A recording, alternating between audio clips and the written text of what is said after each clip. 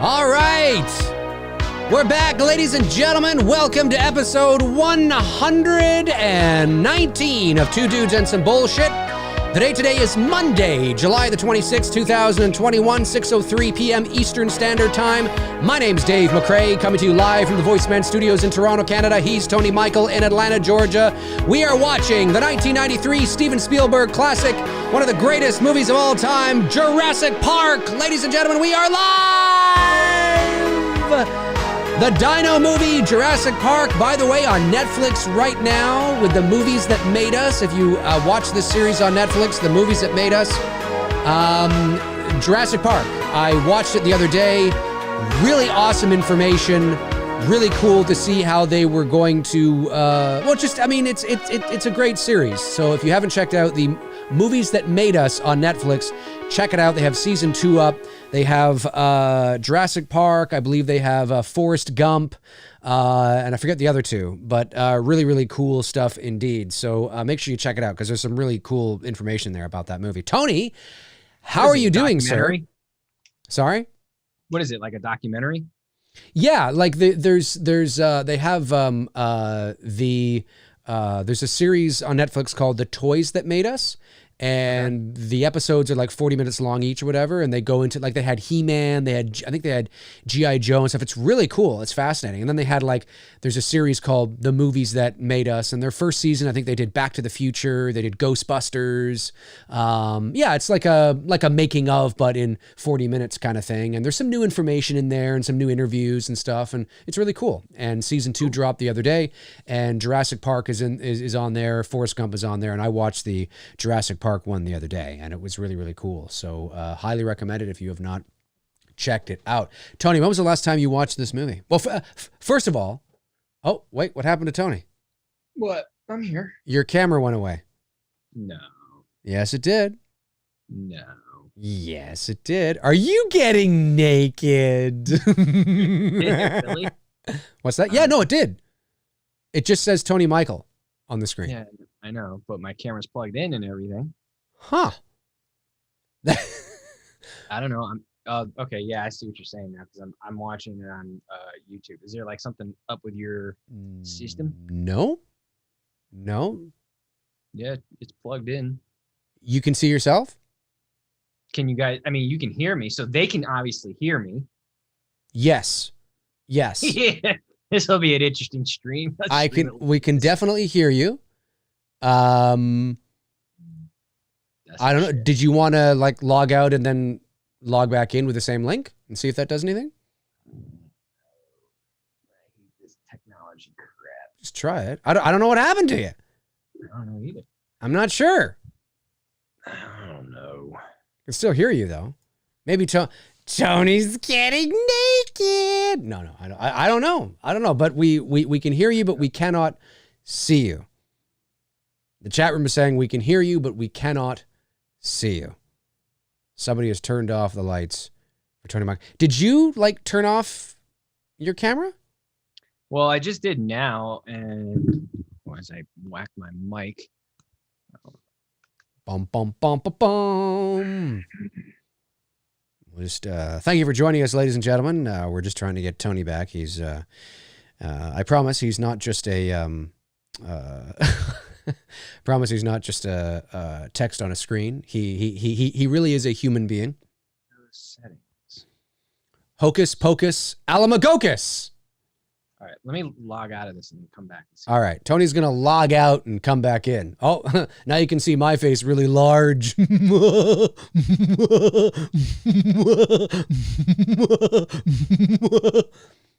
that was a little strange. Have that on repeat in a GIF. In a GIF, I mean. Yeah, if you guys haven't dude, I'm unsubscribing. It's totally true. How many people have said that to me? Okay, well, go ahead, unsubscribe. I don't give a shit. Yeah, watch on Netflix right now the movies that made us, the Jurassic Park episode. Really, really cool. One of the things that I really enjoyed from that. Oh, here's Tony. He's back. 1 second. Let's see him come back here. Is he going to come back in? He's back! The man behind the mask. You're back. I think it worked. Right? Yeah, you're back. I'm back. You're back. There's two of you on the screen. Well, there was, but you'll see yourself come back. You are back. Who's the girl on your shirt there? Kelly Bundy, Christina Applegate. Oh, okay. It didn't look like her.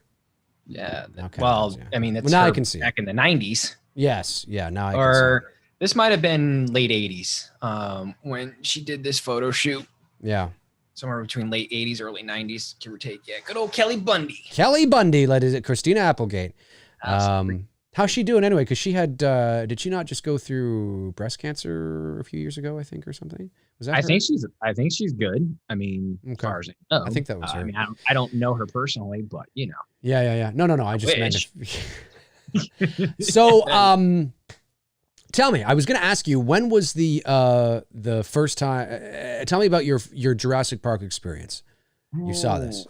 Saw this in the theater, I'm assuming? Well, I saw it in the theater. I think I just saw it with some friends. You know what I mean? Because it came out in the summer of what, 93, 4, something like that? Yes. So which 93. year was it? 93. So 93. Yeah, that was what? We were what, 14? 14, yeah. Yeah. So I don't remember who I saw it in theater with, but I remember seeing it in theater with, you know, somebody or some people or whatever, you know, we were 14 at the time. Yeah. I remember this movie grew on me as an adult. I wasn't really into it as a kid. Mm-hmm. I didn't really care for it all that much. You know what I mean? So I think I was that like typical teenager walking out of the movie like, yeah, it was all right. You know what I mean? Yeah. But obviously as an adult, you know, and appreciating the art of filmmaking and obviously Spielberg, one of the greats, and what he was able to accomplish, him and everybody on the production with the practical effects and the CGI. You know, again, to be honest, I actually just watched this movie recently in succession with Jurassic World and this film. I watched those two back to back. Right. Not really a fan of the other two that came after Jurassic Park. I've seen them. They're all right. I like Jurassic Park 3 better than The Lost World, funny enough, but that's me. Yeah, I just the two sequels didn't do it for me. Mm-hmm. I'm a Chris Pratt fan for sure, so I didn't like the sequel to Jurassic World, not as much as the first one. Right. So I watched the two of them recently, and watching them back to back, they really hold up. Like they hold up in that they look like they were filmed really close. You know what I mean? Like you don't really get a sense of a gap with the technology and the advancements that we are now with modern technology. So I give credit to the filmmakers in Jurassic World to keeping that aesthetic look to Jurassic Park and everything that Spielberg created. And I remember I do remember arguing with one of my buddies on the girl and not the young kid, but the older woman. Yep. I was like, that's the chick from Honey, I Shrunk the Kids. And he's like, no, it's not. I'm like, yes, it is. I'm telling you, she's just older now. We were like arguing like during the freaking movie. I'm like, that's the girl from Honey, I Shrunk the Kids. No, it's not, dude. I'm like, yes, it is, dude. Like, that's funny. I do remember. Obviously, good old Jeff Goldblum. Can't go wrong with him. Yes. Definitely plays Malcolm well. And it just... I do remember us laughing our asses off when the dude got eaten off the toilet. Yeah. Like that was just, and that was talked about a lot, like as jokes in school and whatever. Yeah. I just, you know, it was a summer fun movie. And I probably only saw it once. And I don't have distinctive memories with it like I do with like Curse of Michael Myers and like some other films that I remember as a kid, because I just remember not really being into the movie not till I got older, and appreciated the art of filmmaking. Yeah. I remember seeing this in the theater. I think I saw it with my sister and my dad maybe. And you know, this was at a time, you know, not that, you know, we're old, but you know, we're old enough to remember a time when there wasn't, you know, 9 blockbusters coming out every month. And, we had just gotten our first. Right. And it was an event, you know, and, you know, there would be, I mean, to have a movie that you would line up for, it was very far and few between. It wasn't a regular thing. And Jurassic Park was Spielberg. It was dinosaurs. It was the trailers. It was like, for those of you that maybe are not old enough, imagine, like, because we're so desensitized to it now, but like, think about when, and I don't care what you thought of the movie, I'm talking about the hype around it. Imagine when The Force Awakens was about to come out, right? And all the hype that was around it, and the energy and the electricity when you'd go to the theater, or, you know, and it's like, that was very, I mean, now you get that, like, you know, 4 or 5 times a summer, practically. I mean, certainly not this past summer because of, you know, all the shit. But I just mean, like, you know, you get like high profile films, which would be considered big blockbusters, whether it's Marvel, DC, you know, like, you're getting them all the time on a fairly regular basis. So the novelty of that big event movie has sort of worn off. And Jurassic Park was one of those event films, films that, you know, you just had to go see. It was kind of like Batman '89. You know what I mean? I just remember that was an event film too. Yep. That you talk about it now. I remember seeing the billboards of Jurassic Park. I remember McDonald's doing some shit with Jurassic Park. Now that you're mentioning it, shit's starting to come back to like all the marketing and the hype that was around. Right. And those movies were like one, maybe, you know, a couple of times a summer, you know, if that. I mean, sometimes the summers, if you go further and further back, it was just one big blockbuster. It's not that there weren't other popular movies that were released in the summer. I mean, certainly you can go, you know, all the way back to 82, and you can look at, you know, Blade Runner and Poltergeist, and, you know, and God, you can go down the list, and Star Trek: The Wrath of Khan, I think, was 82, if I'm not mistaken. Like, you can go down, but I'm talking like event movies. Like, there's popular movies that are released all through the summers, but then there's that event movie that just takes over. It's an event. And I guess they're kind of, you know, they're still not every day, but it just feels like today there's like 3 blockbusters released in a month, at least pre-COVID. Like, there was just you know what I mean? You're right. There's no argument there. The what we had as kids and as teenagers, you know, I get we're in this like gimme era of shit. No, I think we could pull it back some, though. You know what I mean? I think we can get back to like maybe doing only a couple blockbuster films a year in the summertime, and let us appreciate it more. But that's just us talking. It's a business, we're older, but you know, and it's not going to fit Hollyweird's business format. But you know, it was a Spielberg film. Spielberg was in his prime. Dinosaurs, and it was technology we had never seen before. So, and again, like, despite what you, and when I say you, I'm just talking about the collective you, not Tony. Despite what you might think of Avatar, whether you like it or not, really becomes irrelevant at the end of the day, because Avatar was one of those big event movies. It was technology we hadn't seen before. It became the highest grossing film in motion picture history after only opening to $80 million. You know, Titanic, another event movie, you know, and they don't come along. Titanic was the first to do blockbuster numbers in the winter because it came out in December. That's right. Avatar too. Avatar came out in December. Obviously 11 years, and when I say blockbuster type 12 years numbers, later, like summer type blockbuster numbers. Titanic was the first. Oh, it was huge. In the winter. Huge. Yeah. Summer 90, December 97. And, you know, so it's Jurassic Park was that. It was something we hadn't seen before.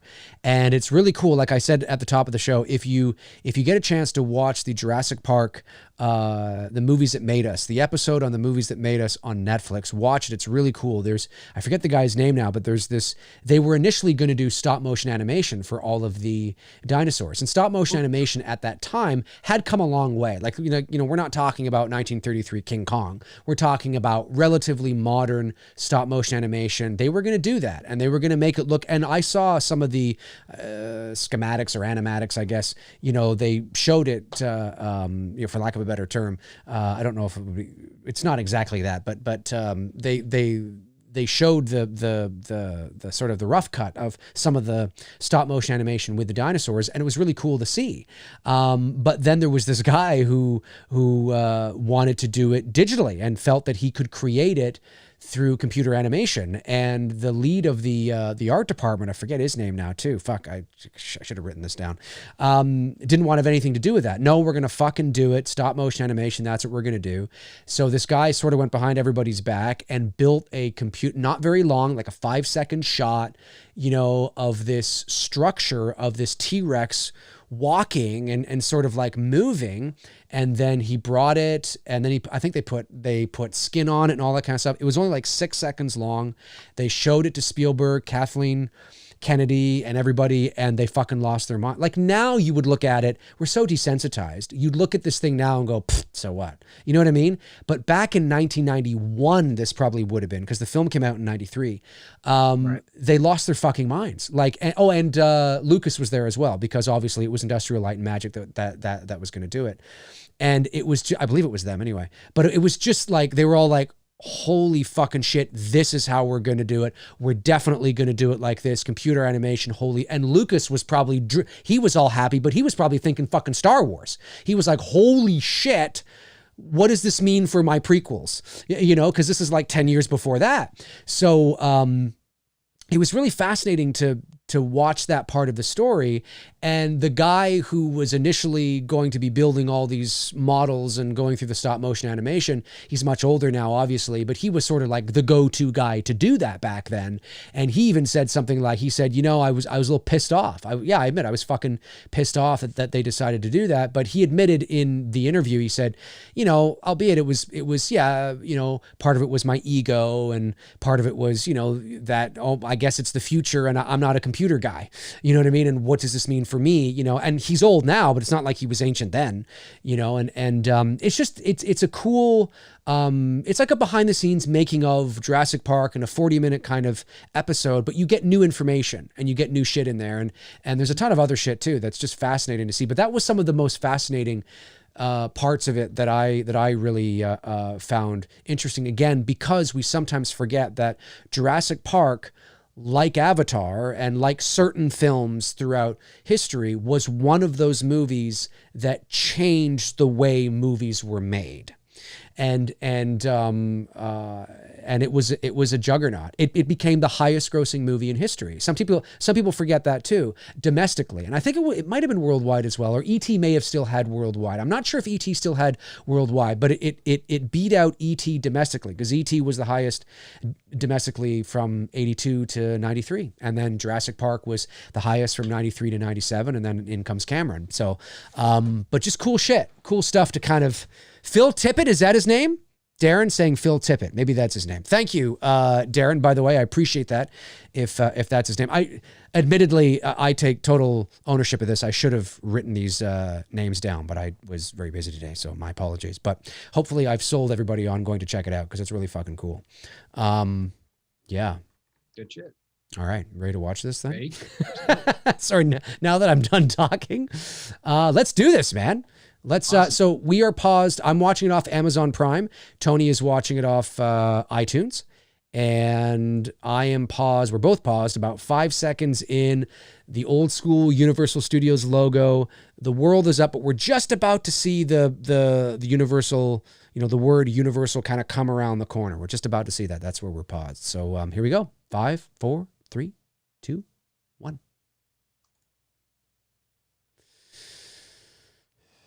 Good old Universal. I think this is their 75-year logo, if I'm not mistaken. Is this the 75 one? No. It just says an MCA company. Jurassic Park. Oh, what are you eating there, Tony? What are you eating? What's that? Peanut butter. Oh, peanut butter. Cool. Yeah, peanut butter's good shit. Good protein. I can totally fucking hear your the movie. Is that coming from your headphones? You can hear my movie? Yeah. Unless it's mine. No, I don't think, is it mine? Is the movie coming from your speakers or your headphones? No, my speaker. Remember we have to turn the monitors off? Oh, that's right. That's right. Where am I hearing it? I must be hearing it from your not like it's just it's fleeting, like it's every now and then. Maybe it's coming from your headphones. You sure? I don't hear it now. I can't even hear it. When I take my headphones off, I can't hear shit. Yeah, I don't hear it now. Wait, now I hear it. For real? I hear people talking. Yeah. Does the chat room hear that? Is it me? Do I have the volume up? No, it's all the way down. I mean, are you hearing it like as if like we're watching it like with the volume up? Yeah, I'm trying to figure out where that's coming from. But it's fleeting, like it's very quiet.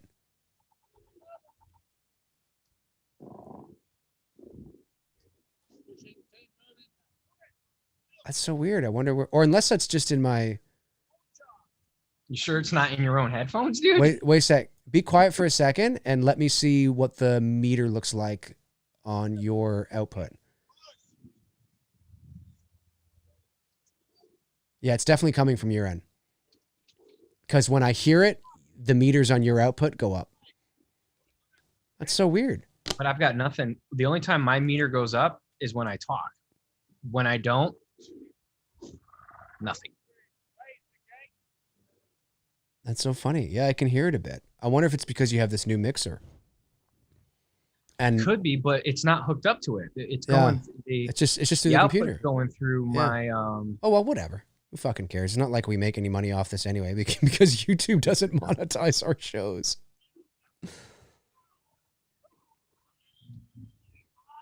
That's all right. It's very fleeting, like I said. It's just kind of like muffled in the background. It's not a big deal. It's not like we're gonna get hit with a copy. No, it's not. It's not like, oh, you won't be able to hear this, but for my speaking of audio, how does my mic sound, guys? Since we got this whole new setup going on, do I sound more like I'm in the room with Dave versus to the cheap $25 microphone that I was using before? Just curious. It sounds better on my end. Definitely sounds better on my end too. Jurassic Park, the greatest movie of all time. They also shot. The crew experienced a hurricane when they were. I forget the name of the hurricane now, but when they were shooting in Hawaii, a hurricane came through and caused major damage. And Spielberg and Dean Cundey, who was, and you Halloween fans, let's not forget that Dean Cundey is the director of photography on this. Him and Spielberg went out to the beach to actually shoot the crashing waves coming in. So the crashing waves that you're going to see in this movie are actually from when the hurricane was actually approaching Hawaii. Didn't Wes Craven have that same experience with making New Nightmare and the earthquake that hit, and he piggybacked off of that? I don't know. I can't remember. You may be right. Yeah, I think there was an earthquake, like a legit earthquake, while they were making New Nightmare. Yeah. And he piggybacked off of that and went out and they shot footage and they put it into their movie. Yeah.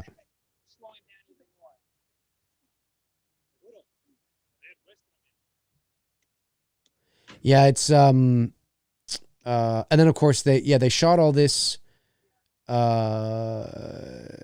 Hawaii. Well, I don't know about this, but I think the T-Rex stuff was shot on a soundstage. Okay. And most of it was shot on a soundstage, but a lot of it's like, yeah, I forget how long they were in Hawaii for, but and then they were trapped there for a while. And then Kathleen Kennedy had to pull some strings and figure out how to get everybody off the island. It's just too bad she didn't get stuck there herself. Oh, did I say that out loud? I like Kathleen Kennedy. Say that out loud? Yeah. It's an interesting concept, though, isn't it? Like, I don't know the science behind this, and I don't know whether it's actually possible for a fossilized mosquito. Well, I read somewhere that they are trying to do this, like legitimately trying to discover fossilized mosquitoes that have dino well, DNA? not through mosquitoes, but through other science. Through other means. I don't know enough about it, but I have read articles that they are trying to, see if they can bring dinosaurs back. And I'm just like, man, there's literally like 5 movies to tell you why this is a bad idea. Yes. Yes. Whatever. Just get Jeff Goldblum to tell them why. I know, right? Man. I won't be surprised. I mean, we're stupid enough to do it and mess with Mother Nature. We really are.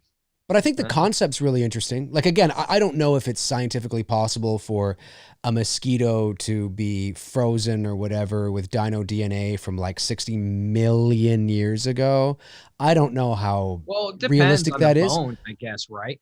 But it's still a cool concept. You know what I mean? And for a movie, I believe it. Like I buy into it. I'm like, all right, I totally buy into it. Yeah. Well, I guess you could get DNA off of bones, that they discover. Well, I believe you could. Yeah, I believe with this though, isn't it that the mosquito has dino blood? Oh, with the mosquito thing, yeah, I don't think that's possible. Yeah, but I think, I don't know. Like with the way our technology is advancing, Right. I'm almost positive that you can get DNA off of bones. So Right. I mean, and if they're doing that, and if someone said here they're P. Rich says they're cloning dinosaurs, I mean, like what? Okay. Yeah. Oh, it's fucking. It sounds like a brilliant idea. That's gonna go know. very wrong. It's gonna go very, very wrong. There is absolutely no doubt about it. Sam Neill in The Mouth of Madness. He's been in a lot of stuff. He's been in a lot of stuff. Yeah, never quite leading Is man. He coming back for the new Jurassic Park? They all are, I believe. Well, yeah, him, Laura Dern, Jeff Goldblum. They're all back. I know Jeff was back because he was in this last one.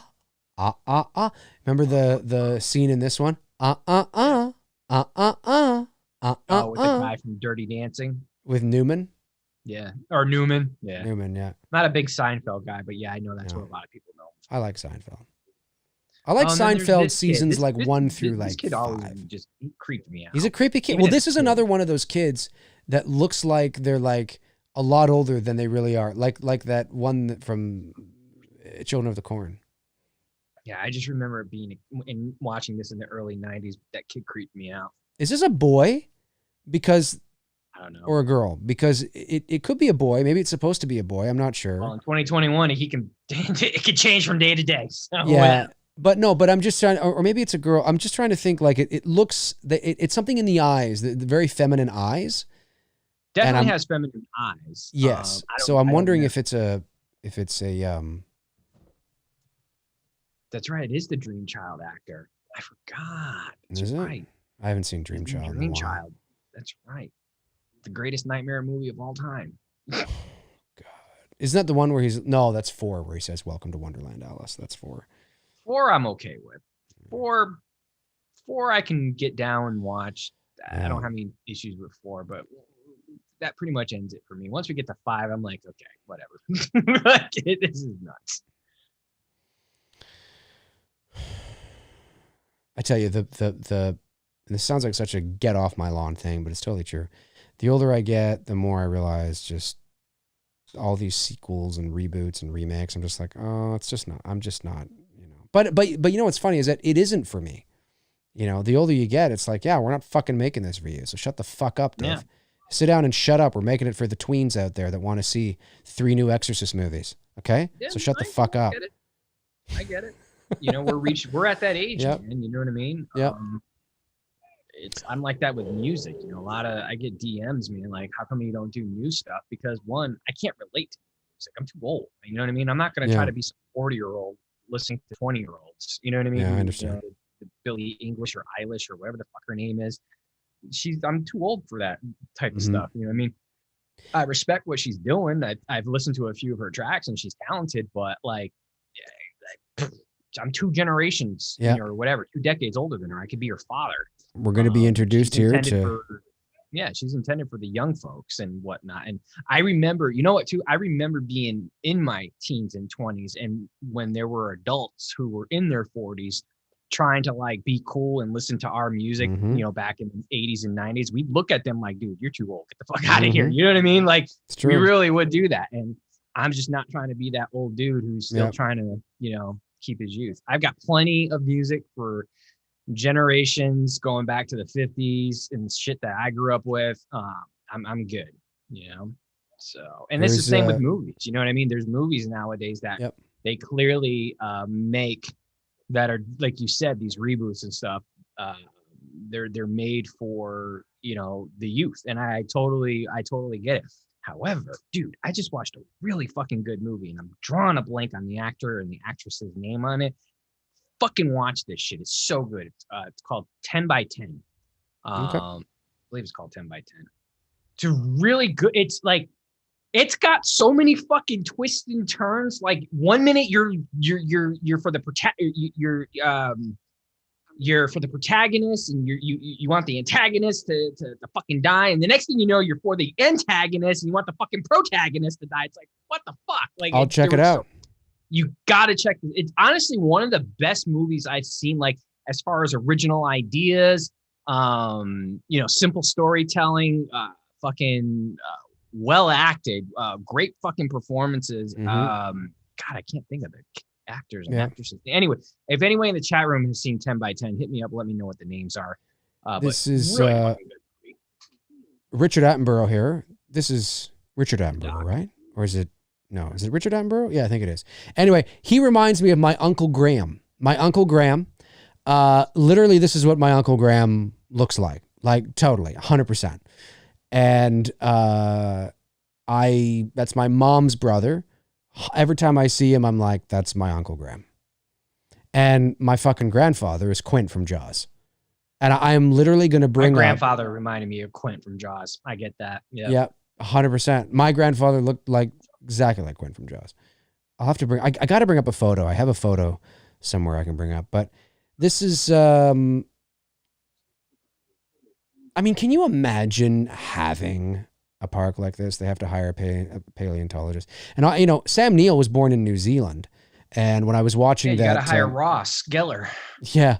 When I was watching that, movies that made us, they wanted Sam Neill to do an American accent. And he did, and then they're just kind of like, okay, you know what? Just kind of do your regular New Zealand accent. So then he did, and then they're like, can you go kind of back like halfway? So there might be points in the movie, that's why it kind of sounds like, he kind of sounds American, but he kind of doesn't at times or whatever. Just an interesting little factoid from that, not documentary, but that episode.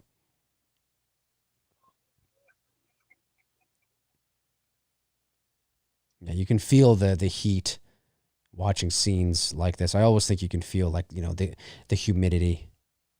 Newman!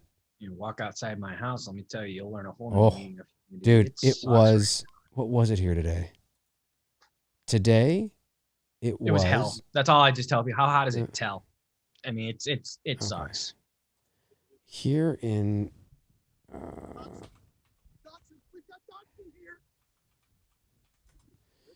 here in Toronto today, it was 100. It was 100.4 degrees today. It's pretty hot. Totally cool. Yeah.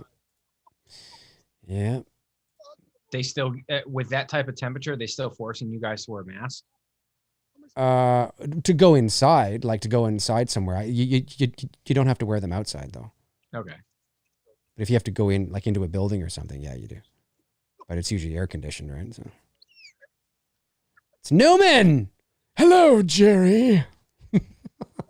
Were you a fan of Seinfeld? Yeah, I liked Seinfeld. I didn't like the last few seasons, but I liked seasons like 1 through, I don't know, 5 or something like that. I thought they're funny. I didn't get into watching them.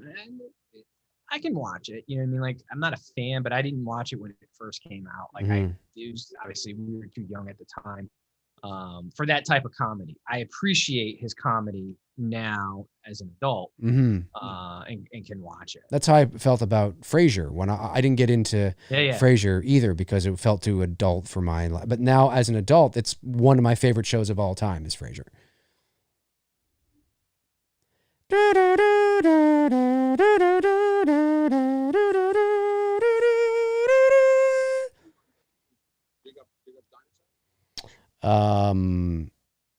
Yep. He's boy, and she grew very because it is the same girl, right? From Honey, I Shrunk the Kids. Laura Dern? Yeah. I have no idea. Chat room, was Laura Dern in Honey, I Shrunk the Kids? I don't think she was.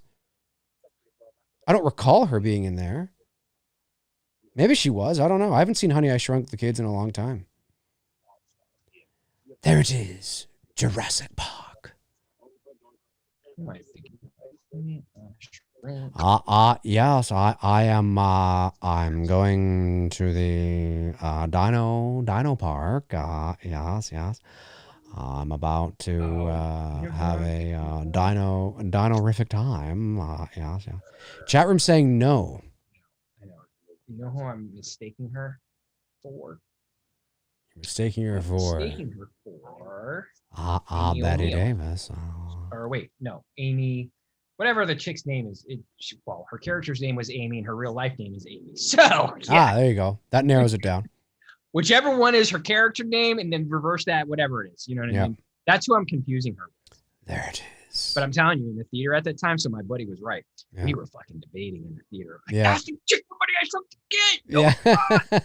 You should reach out to that guy and be like, listen, I know it's been like 30 years, but you were right. It's a little hard. What's that? He's in prison. He's in prison. Well, you could always, he gets a phone call a day, right? Or whatever. He got mixed up with the wrong group of people. That's not good. He's going to be in there. I think he's still probably got about another 25 on his sentence. Well, you could always just write him a letter, send him a message. The town I grew up in Connecticut, Enfield, was not like this in the 80s or 90s. Shit changed afterwards, especially when my generation became adults. It became like the heroin capital of Connecticut, literally, of the whole probably Northeast New England. Like the drug trafficking in that town, especially for heroin, was insane. Right. Yeah, he was one of the guys. One of the guys. You want some heroin? I wonder if there's somebody out there with the name Heroin. Heroin. Your name? Heroin. I just remember getting a message from a friend of mine like, dude, you'll never guess what happened to Nick. I'm like, what? Got busted. I'm like, dang, like how bad? And then they told me, I was like, that sucks. This is you're gambling when you do that type of lifestyle. Yep. Yeah, you are. This, of course, is all shot in Hawaii. That waterfall is awesome. I think they even do Jurassic Park tours over there. I think like if you go to Hawaii, they have like a Jurassic Park tour that you can go on and they take you to some of the locations. I'm almost positive. The stuff that was shot on location anyway. It's a cool waterfall though.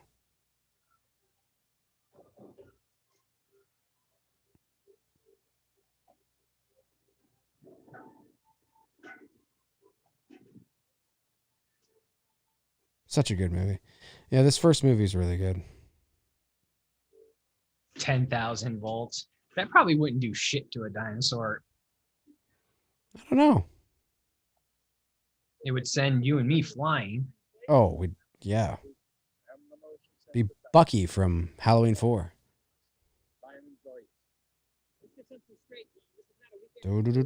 I don't know, Nick, I don't know what she's in, but 10 by 10, if that's her name, possibly. I've seen that actress in some other stuff, and I can't think of what else I've seen her in. I have to look it up. Too bad Attenborough wasn't. Well, he was in. I think he was in The Lost World briefly. I think he was. We're coming up to the scene here where Sam Neill's. That's the lead actor in it too. We're coming up to the scene here where Sam Neill does the whole taking off the hat and the glasses thing. Here it comes. Here it is. Iconic moment in cinema. Coming up. Remove the hat. Fumble with the glasses. Oh my God. I've seen that on so many commercial ads. Oh, yeah, this can't be. Even for Universal promo shit. Oh yeah. Yeah. It's a great moment. And Nick, yes, that is the actress's name. There it is. I just looked it up. Look. Oh my God. And what a great introduction. Like what a great, and the way they're holding on them, the suspense and everything, right? And then you see it, and you know what? For special effects that are nearly 30 years old, still looks pretty good. Yeah. When we watch this, a brontosaurus? I've always wondered. It's a brontosaurus, yeah. Yeah. When we watch this in the early 90s, there's two of them like that have similar features, but one has like a thing on the top of its head. That's right. Yeah. And then the other one, like in the brontosaurus does. Yeah. And I always got those two fucking mixed up. Yeah.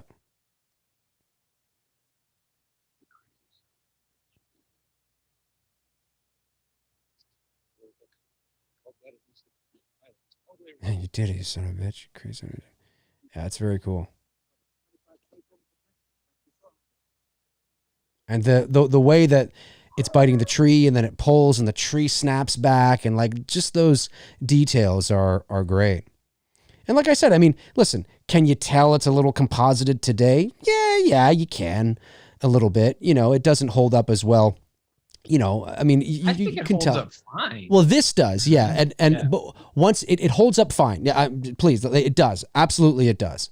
But in comparison to when we get darker with the T-Rex, and because when you're working with computer animation, and some of the T-Rex was animatronic as well. The far away shots of the T-Rex when he comes out and he's stomping around and shit, that's obviously computer animation or CG. And then when you're close up and you just see like the T-Rex's head or whatever, that's a physical animatronic. And I think because you're dealing with nighttime and darkness, you're able to blend those shadows of the CG in a bit more. So the T-Rex looks incredibly impressive still at night. This is a great shot. That looks totally legit. That far away shot of the brontosaurus is in the water and shit. That looks fantastic. But in comparison, because you're dealing with brighter scenes, can you notice the compositing like a little bit? Yeah, you can. But I mean, the movie's 30 years old for all intents and purposes. It still looks fucking great. Like it's, and it looks great. It looks great.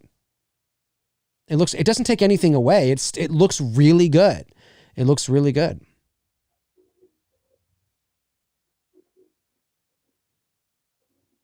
And of course, you got the scene accompanied with John Williams' iconic score. Yep. You know, bring those emotion levels up a few notches. Oh, for sure. John Williams will go down as one of the greatest, if not the greatest, cinematic composers of all time. Yeah. I mean, you look at his resume, it's like, okay. That's one thing I miss today. Resume.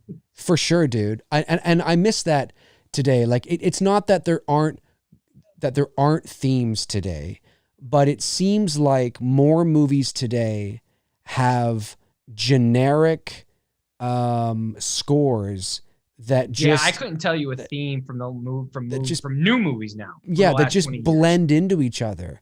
Yeah. And we're talking like major, like there's no theme. I mean, there are. When I say there's no, you're going to have something, but in Avengers Infinity War, it's like, I get it. I understand. I'm just saying in a big picture sense, like back in the day, man, you had themes for, it was so everything. Immediately identifiable.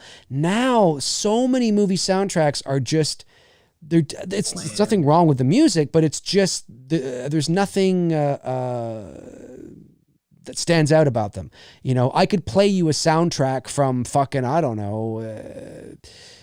I could play you a soundtrack from, Assassin's Creed or the new Snake Eyes movie that came out, or I don't know, Kong Skull Island, or even apart from the Godzilla theme, I could play something from that or whatever, and you wouldn't know. You'd be able to tell it's from some big, high octane epic scene or something, but you wouldn't necessarily be able to go, oh, that's this movie, because it wasn't just the themes, right? Like when you get to Williams, he was creating themes for characters.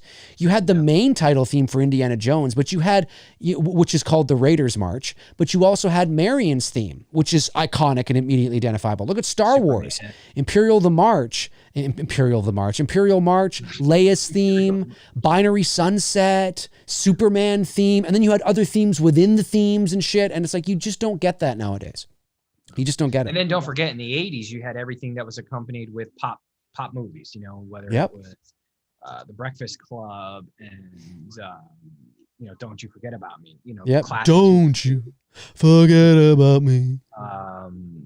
The one that I shared today on my Instagram stories, If You Leave from Pretty in Pink, and then Top Gun and then Footloose, like all these soundtracks from the 80s. They had great scores, because they did have some scores. You have the Top Gun anthem, which is a score. But they also were accompanied with great pop music or pop rock, whatever you want to call it. Yeah. And the 90s did as well too. But you're right, dude. I couldn't fucking, like, we were talking about Armageddon last weekend. I was listening to that soundtrack for like 2 straight days after that. Yeah. And I just forgot how good that soundtrack was. Now, granted, Armageddon did a hybrid of like Aerosmith music from the 70s and other classic rock tunes mixed in with some new stuff. Yeah.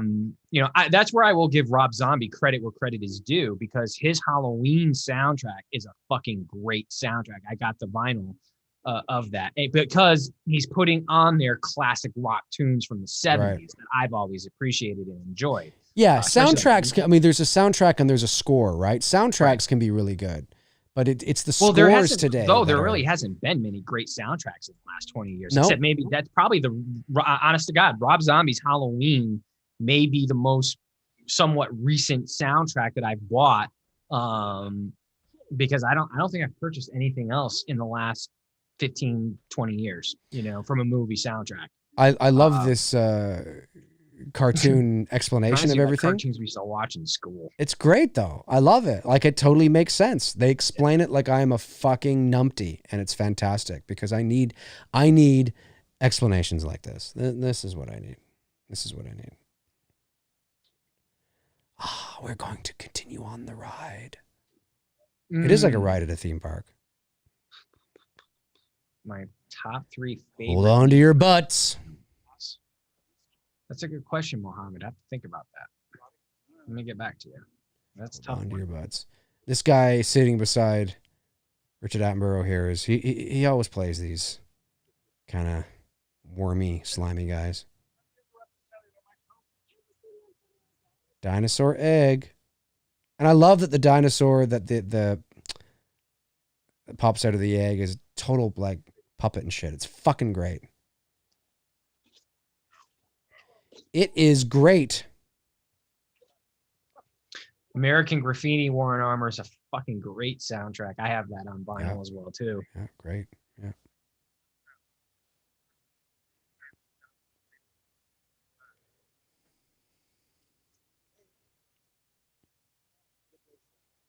Like, this stuff would have been shot, I'm pretty sure, back in LA on a soundstage. Yeah. This Asian guy here, I've seen him in something like today. Like, the guy hasn't fucking aged. I mean, he has, obviously, but yeah, this is great. little egg starting to hatch. This is fantastic.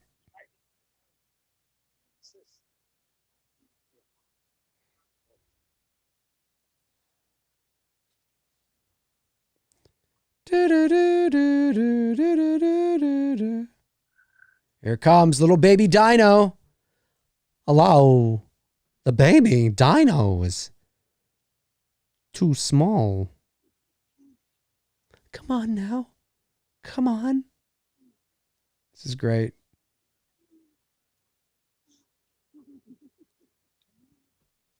I love it. And I love that it's like a puppet, dude. Yep. I fucking love this. Who did the puppeteer on this? Was it Jim Henson? I'm not. Stan Winston, I believe. I don't know if he's puppeteering this. He wouldn't be puppeteering it, but he would have designed these creatures. His studio would have designed it. And Stan Winston's dead now too. But I love, like, this looks more real to me.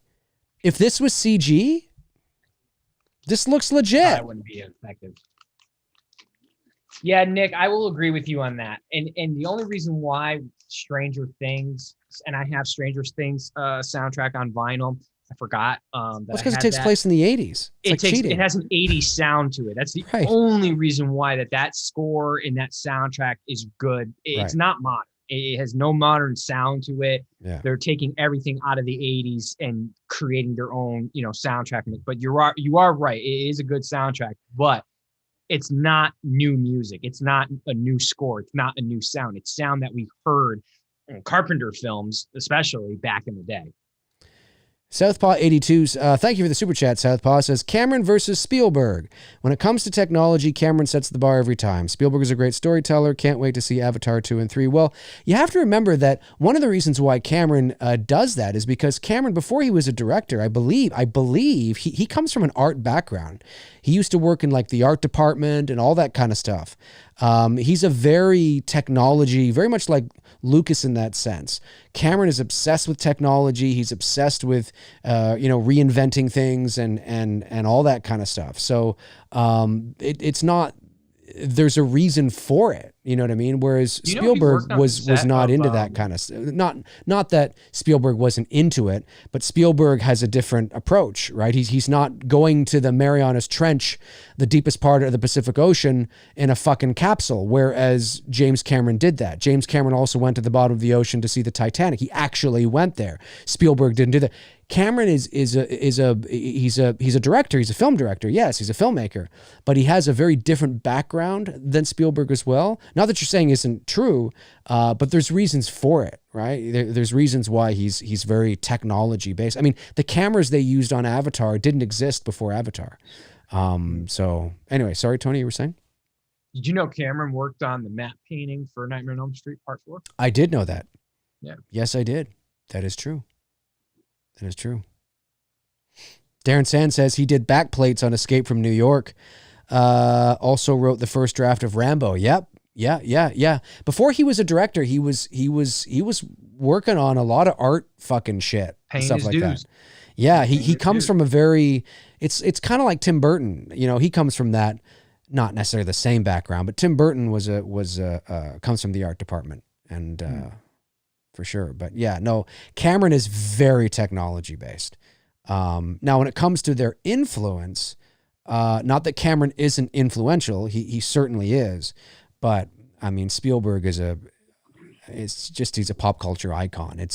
He changed the face of cinema, a couple of times, and it's, I mean, the likes, it's hard to. He changed the face of cinema with one line. We're gonna need a bigger boat. Yeah. It's a whole. Spielberg is not literally. Yeah, no, I know. But Tony, the line was actually improvised, and it wasn't but Tony.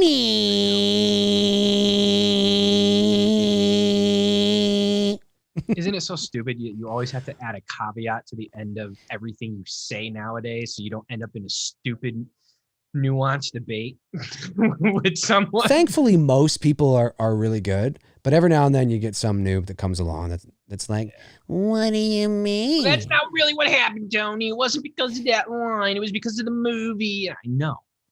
Tony's just saying. It's Tony's way of saying Jaws. Right. that's what it. That's what it is. But Spielberg was just. I mean, he's.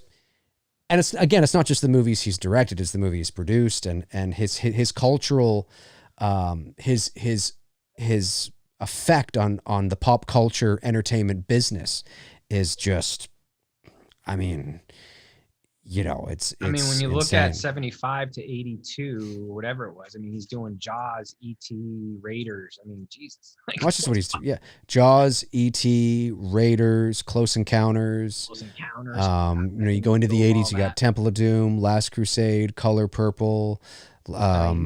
Cranking them hits out. And then you look at the films he was producing. And then, of course, Poltergeist, you could argue he directed. But Poltergeist, The Goonies, Back to the Future. I mean, there's reasons why, he's considered, if GOAT. not the great, the GOAT. Yeah. It's because of the impact he had on he changed the way not just movies were made, not that he was the only one, but the way we experienced cinema, the way we experienced entertainment. What a block! It just was a whole thing. I could go off on a tangent, but I don't want to do that. But yeah, it's just his imprint on pop culture and entertainment and just as a name, he's a and not that Cameron isn't either. It's just a bit different. Didn't he do with Tom Cruise War of the Worlds? He did do War of the Worlds, yeah. Did you like that? He directed that. I actually liked that movie. Yeah, I did. Yeah. I like that. I also I really love Minority Report with Tom Cruise. Yes, Minority Report's really good. He directed that one too. I know that I know War of the Worlds doesn't get a lot of praise, but I do enjoy the movie. Yep, I thought it was really good. Yep. And I adored Ready Player One. Dakota. I thought it was great. Yeah. Oh, Dakota Fanning, yeah. Man, just when because I saw you her can. when I saw her in Quentin's new movie here, Once Upon a Time, I didn't even in know Hollywood, it was I'm her. like, man, she grew up. Yep. I didn't even know it was That's her. the girl that you watch grew up. You know? She was great, though. She was a great child actor. Oh man, I loved her in that. She was great in that movie with Sean Penn, Sam. I Am Sam, something like that. With Sean Penn. Yes, Michelle she Pfeiffer. was great. Awesome movie. Man of Fire, I believe, with Man on Denzel. Fire with Denzel. Man on Fire, yes. something like that. Yeah, that was really fucking good. That's too. great too. I liked her in that thriller with De Niro, Hide and Seek.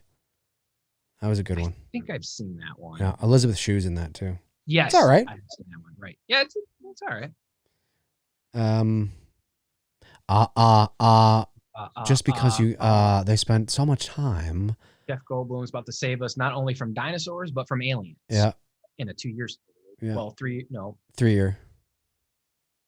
By release date, 3 years. Filming date. Yes. I don't know what it would be. I like when he says, you spend so much time figuring out if you could, you never stop to think if you should, or whatever the line is. And so that's a good line. And that's where we are here. In case you're just joining us, folks, we're watching Jurassic Park. We are 37 minutes and 14 seconds into the movie. They're sitting around the table all having the conversation about what they've just watched. And of course, the paleontologists here are skeptical. Like they should be. Like they fucking should be. Chester, I'm good, buddy. Thanks. My weekend was good. We finally had some sun down here because it's been raining like freaking crazy this past month, and I was able to finally cut my grass, man. It so needed it. Yeah. You guys have been getting the same type of weather though as we have. Yeah, right? it's a lot of rain this month. A lot of rain, and then it's hot and humid here today. It's gross. It's fucking gross out here today. I went outside to get something. I'm like, I'm not, because I do most of my work from home, so I'm fortunate enough that I don't have to leave if I don't want to. Well, I mean, unless I have to.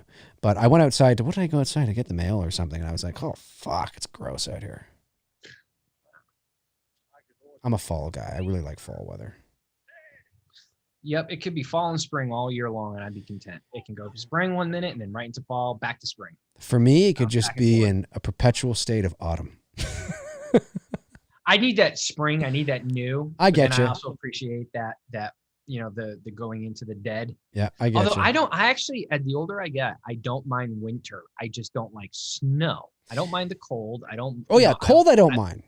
Yeah, I love throwing on hoodies and hats and stuff like that. You know what I mean? I'm cool with all that.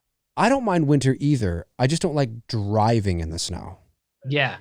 And when I was a kid, and of course, being up here where we are, I mean, you get walloped like crazy. And being a kid, I used to love the winter because it's like, oh, it's hockey season. It's hockey. I'm playing hockey. I get to go to the outdoor rinks and play hockey on outdoor rinks with my buddies and fucking, yeah. But, when you grow up and you start driving, you're like, fuck winter, man. Fuck winter. Screw this winter. So I mean, I always like snow for Christmas. I like that. So for me, we can get snow. That's nice. The kind of the Rockwellian. I like that. I've always lived Christmas in a day. Absolutely. Yep. I've always lived in a climate where it's snow but now I'd like to have snow maybe a week before Christmas and then maybe up to New Year's, like maybe from like a week before to get into the mood. And then the snow, as far as I'm concerned, can melt January 1st. Like just go away. Fucking go away. Well, I told you I've been for like the last few weeks now. I've changed my training to kettlebell training. Yes, we're doing the kettlebell training, and I'm telling you, dude, you find a whole new level of strength training that you never even knew existed. I bet. I highly recommend it to anyone who's never done it before, single or double. Cool. Depending on what you can get your hands on, but. We got to do it at 6:30 in the morning because we're outside and how hot it is and how hot it will get. If we go to 8 o'clock or if we start at 8 o'clock, we can't forget it because we'll die. We'll drop. Right. Dead. I got you.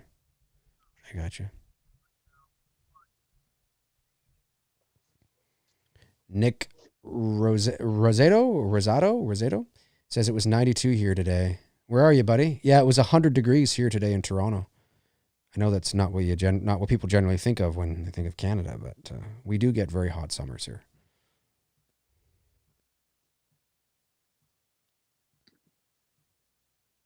Bruce was over here The Fly is earlier today. a great movie with Goldblum. Yeah. It's a really good movie. This was the first movie I ever saw Samuel L. Jackson in that I can remember. Hold on to your butts. The Visitor Center. Oh, yeah, they're going on the, that's right, on the tour. Wow, this is so great. Die Hard Drummer. My favorite kettlebell workouts, it depends. Like we change it up every day because we don't like to do the same shit. So like today we did, and I did it with 35 pounds. Both were 35 pounds. A double clean into a press, into an alternating press, 5 each. We do it 5 times, and then we go into the next one, which was double swing. Yeah. And then we do the double deadlift, and then double squat. We'll go back into a clean, into a front squat, 5. Everything is done in 5. Cool. And then we finish it with alternating waiter carries. We will have one on the side of us and one above us, and we'll walk like 50 feet, turn around, and come back. It doesn't seem like a lot, but when you do it, and you're doing it in nonstop, I'm telling you, you're like dripping sweat by the time you're done. I bet. Well, and we especially only if do you're it up like there. for 3 rounds, and it's like done. Darren says, did he do Loaded? I forgot about this movie. That's right. The spoof to Lethal Weapon. Did he do Loaded Weapon 1 just before Jurassic Park? Hey, Google, what year did Loaded Weapon 1 come out? You might be right.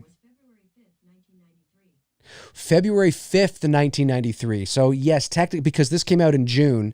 So technically he did do it. It did come out before Jurassic Park. And I do remember seeing Loaded Weapon 1, but I don't know if I saw it before Jurassic Park.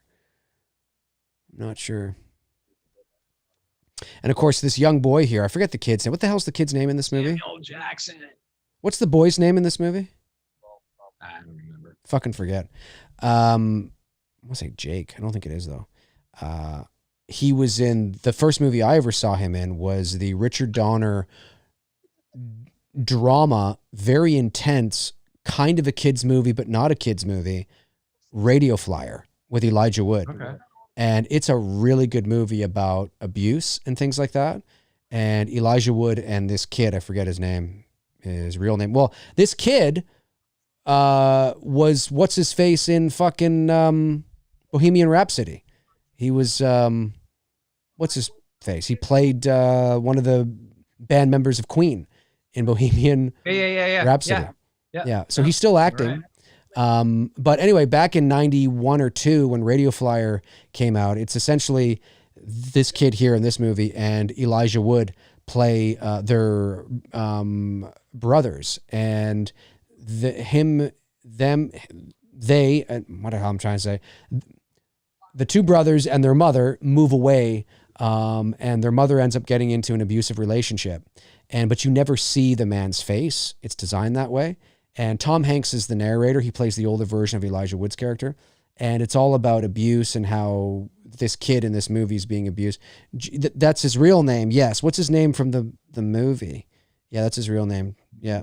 Anyway, it's a real, if you haven't seen Radio Flyer or The Radio Flyer or whatever it is, it's directed by Richard Donner, and it's great performances, great cast. It's a little like what ends up happening at the end of the movie. You have to really suspend your disbelief, but at the same time, if you pay attention to the movie, you might understand that what happens at the end of the movie isn't necessarily to be interpreted literally.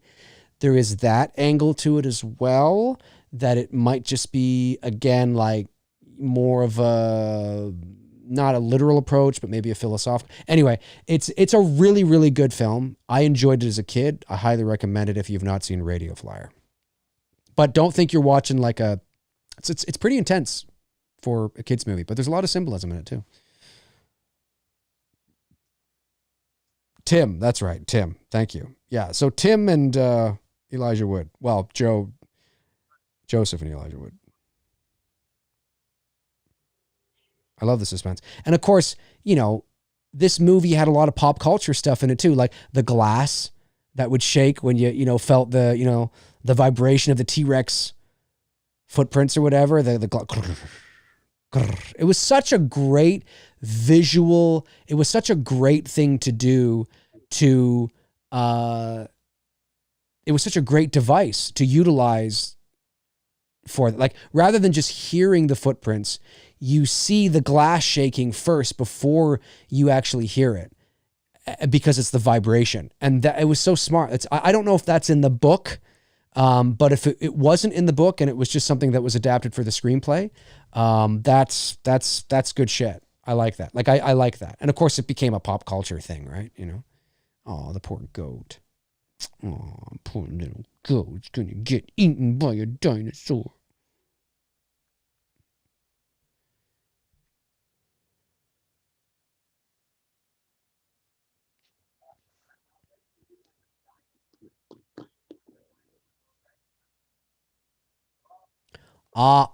You are going to have dinosaurs on this dinosaur tour, aren't you?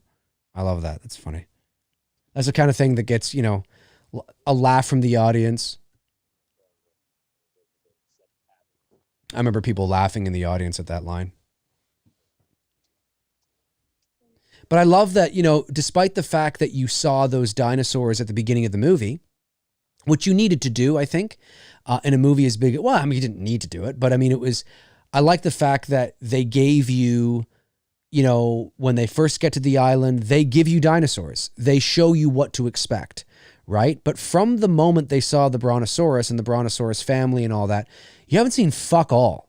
Like, you saw the baby dinosaurs out of the eggs, but they then fall immediately back into building suspense and anticipation.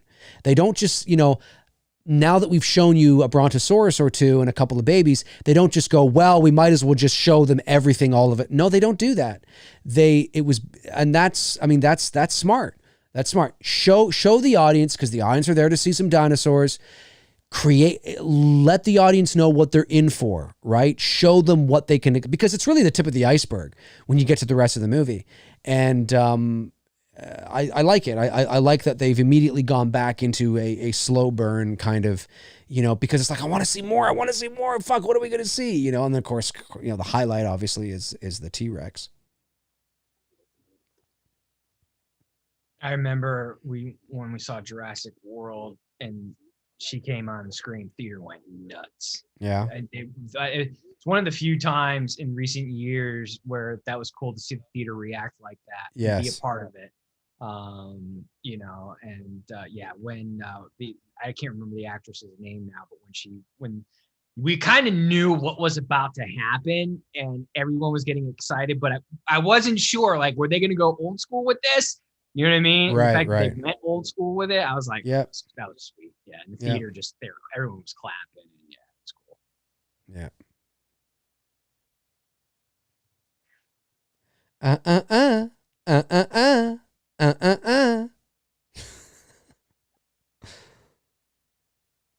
Hello, Jerry. Hello, Newman.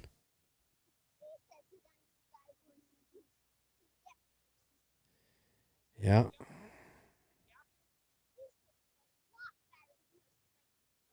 Clever girl. That's that guy that gets...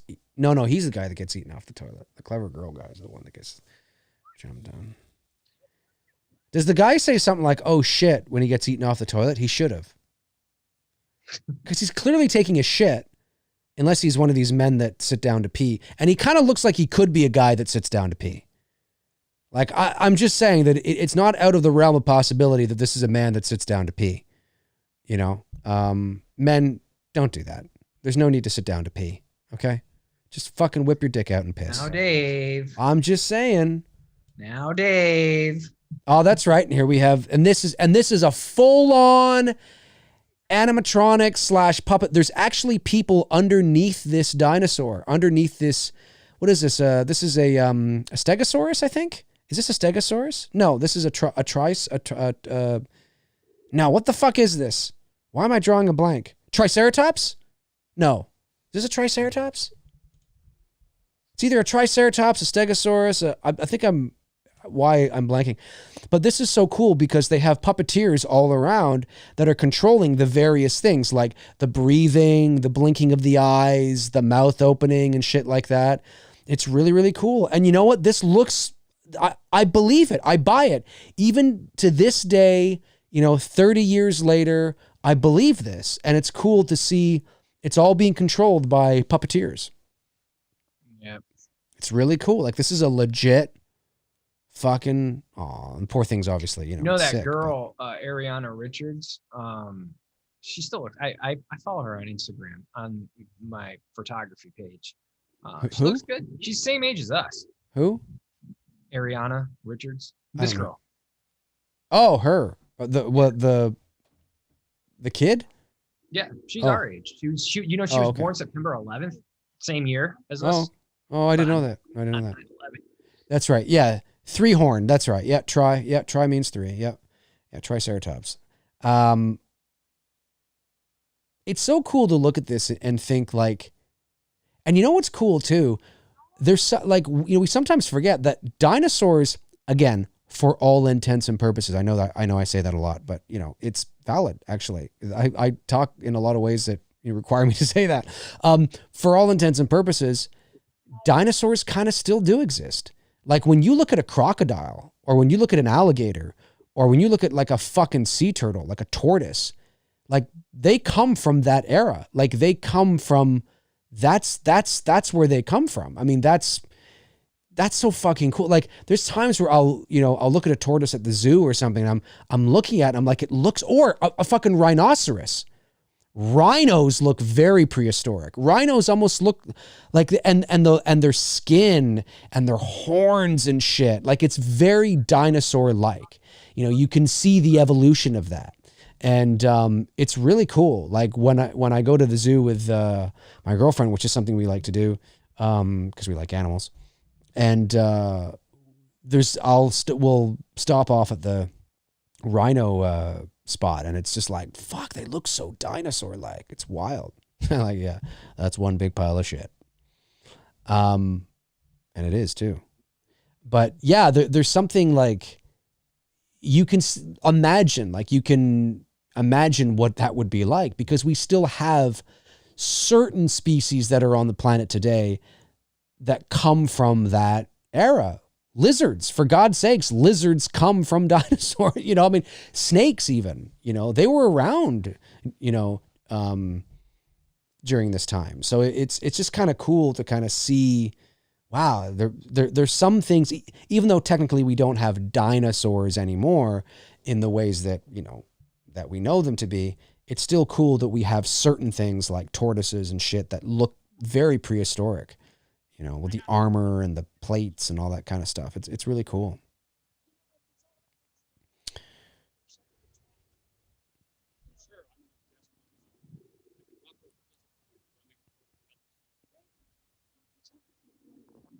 Yeah, that breathing you there that you see there is all, I believe the puppeteers are underneath.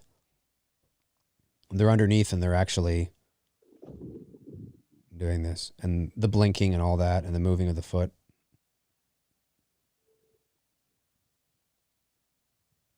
Now that shot right there of all the waves, that's actually the hurricane.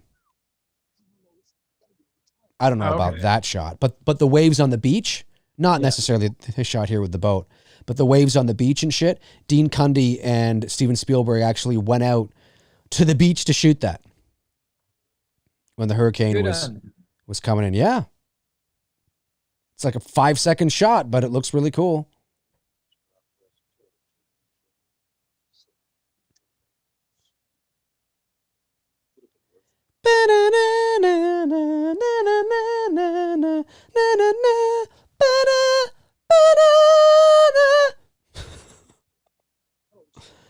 Hold on to your butts. I'm going to have my 90th cigarette.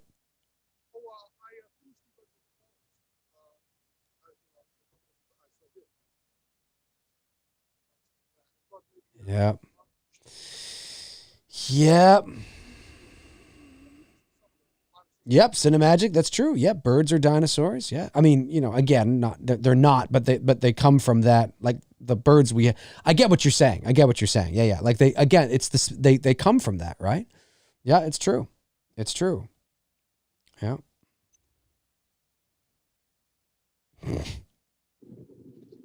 Wonder who that was. God, the early days of, what was that? Was that Windows that he was on? Looked like it, like Windows 93. The Looked like earliest the very Windows I early- remember is early Windows Windows. 93. And it was Definitely wasn't a nothing. Mac, because I know what Mac No, was like. So we were Yeah. on that school. The earliest I remember is Windows 93. It was just a one page.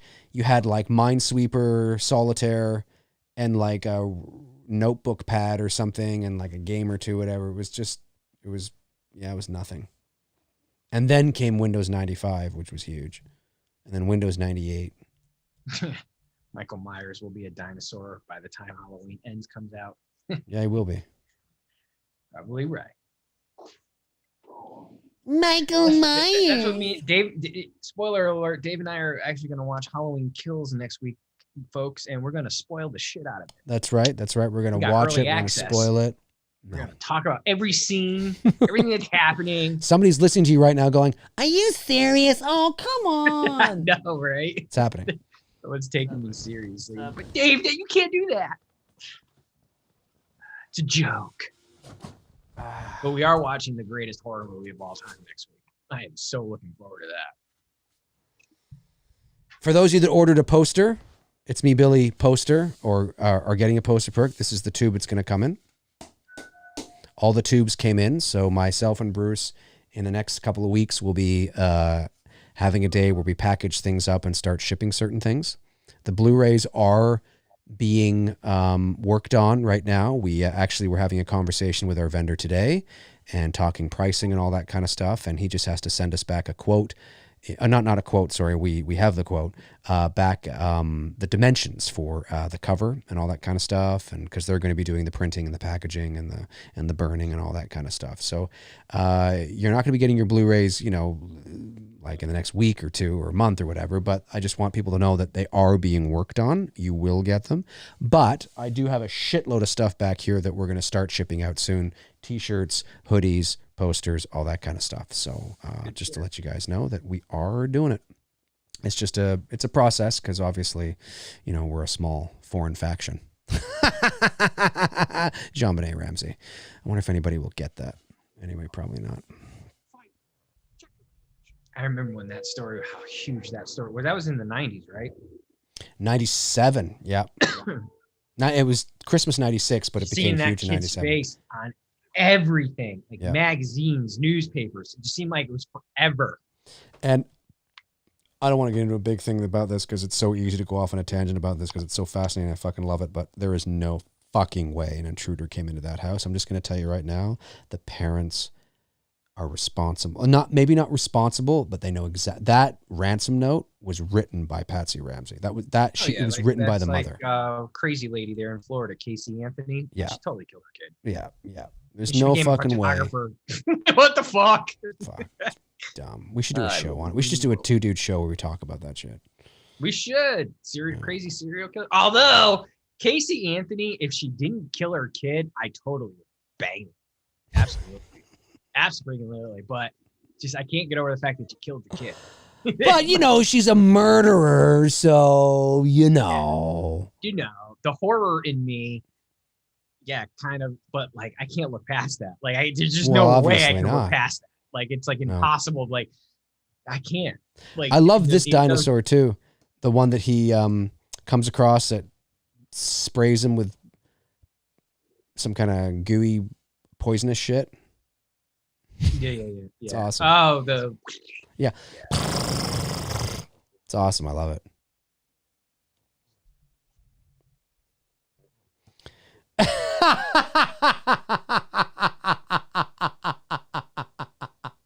What? Just Darren's comment. It says, Dave, will you be releasing the "It's Me Billy" score played on an Indonesian acoustic guitar? What the fuck? Yes, we are actually. We are going to be releasing it played on. Oh, Drew, looks and attraction So are in good. the eyes of the beholder. What you may find attractive is going to be different from the person next to you, and so on and so forth. And that's very true. And what I love about is this true. goat thing too is you never see the T-Rex take the goat. The goat's just gone. Like you don't, it's great. Which is a great visual. It's a great visual. Now, obviously the logistics of showing a T-Rex in 93 on the, I mean, maybe that be a little difficult, but you don't need to do it even today. There's something, again, I know why it's rhetorical, but it's just, I don't know. I just love that kind of shit. Theater of the mind, power of suggestion. Well, I mean, it's a callback, really, Jaws. You know what I mean? It's a callback to like what he did in Jaws. Yeah, I get what you're saying. Times, you know what I mean? I get what you're saying. But you know the shark is there. Right. It's like, fuck, where's the goat? Oh, fuck. It's great. It's much more effective. Way more effective than seeing the goat actually eaten. Darren, I just... See, and dude, I wouldn't touch Snooki with Dave's dick and other people pushing. Okay, like Snooki from Jersey Shore. No, I'm good. Who the fuck But that's Snooki? the whole point of Heard of the name. what I'm saying. Like what you're attracted to and what I'm attracted to are going to be totally different. Whatever. And there's nothing wrong with that. You know what I mean? Like everybody has what their Dave's attracted to brunettes. I like my blondes. You know what I mean?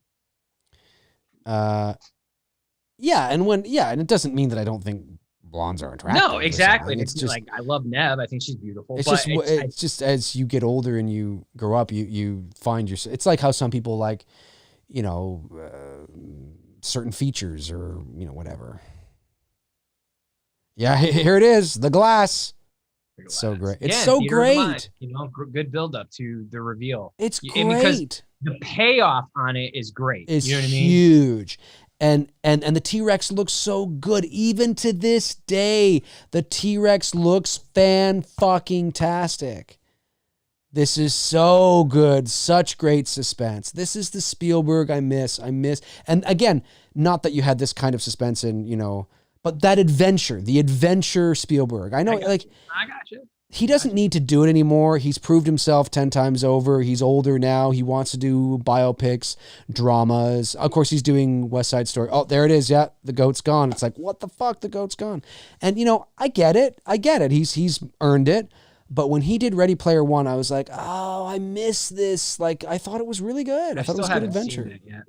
I thought it was great. If that movie had come out 30 years ago, it'd be a classic today. 100%. 100%.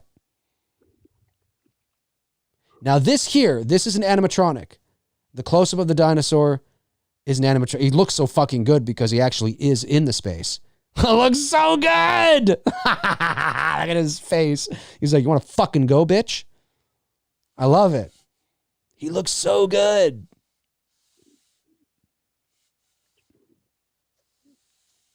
Oh yeah, he wasn't taking a shit. I thought he was taking a shit. That's why he was sitting on the toilet. I thought maybe he was. It would have been funnier if he was. In imagine? hindsight, it would have been so much funnier. Do you know how funny it would have been if he ran in there, but he pulled down his pants to sit on the toilet? Like what? Like if he was there just with a newspaper. Yeah. Like, what's up? What the fuck?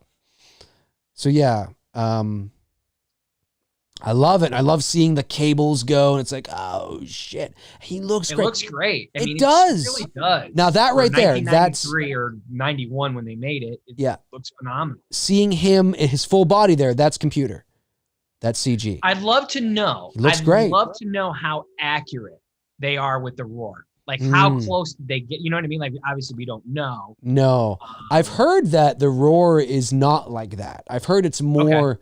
Okay. There's stuff you can look up online. I've heard it's kind of weaker than that. How do we know? I mean, we had no recording device. We don't know.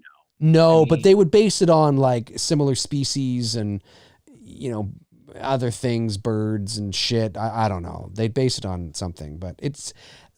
I read that that the probability that the T-Rex was like he is in this movie isn't necessarily accurate, but it makes for great cinema. Let's be honest. Sure. And who the fuck really knows at the end of the day? I love it. Yes. Look at his face. He's like, you want to fucking go, bitch? You want to fucking go? They found vocal fossils. Is that like a real thing? Like maybe they found vocal fossils. I don't know. Key grip. Never seen key grip in here before. No idea. Paleontologist. Is that what it is? Yeah. Study of. Is that what these people do? Paleontologist. I love that. And that detail too, that when you put the light up to his eye, his pupil dilates. I love that because that's what happens. So yeah, they're using a lot of the animatronic here, which is great. I do remember when we saw this in theater, we were like, man, that's badass. It's Like we were fucking really amazing. like, wow, that was cool. Yeah, because you'd never see you.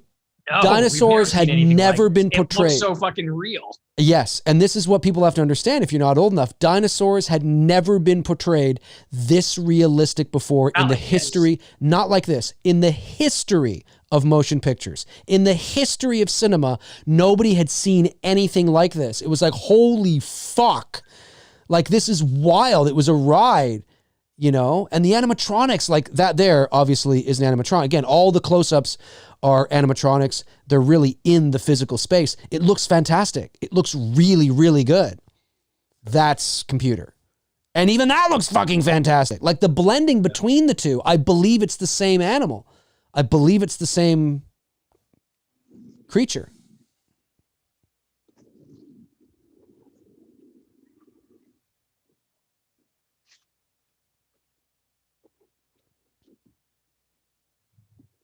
Yeah, it looks great. And look, I mean, has the technology advanced, and do maybe the dinosaurs look, I don't know, better in the more modern films? Maybe, I don't know. But when you watch, I mean, this still looks pretty fucking great. Doesn't it though? Like, this still looks really good. And I love this. I love that. Look at that shot right there when he's got the flare and you just see, it's so good. The light and shadow and everything. It's so fucking great. He's following him and then he comes along like this there. Like, it's so good. And I love the fact, again, it's part of cinema, right? But I love that, you know, the and like the earth is shaking. The earth wouldn't shake. You know, every time they took a step, it's not like the earth would shake or something, but it makes good cinema. Theater. Yeah, exactly. It's great. Here it comes.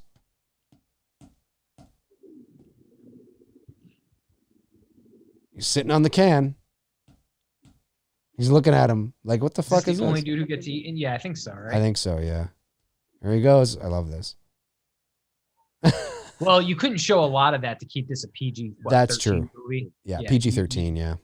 And you notice you didn't really see much blood. No, I didn't see anything.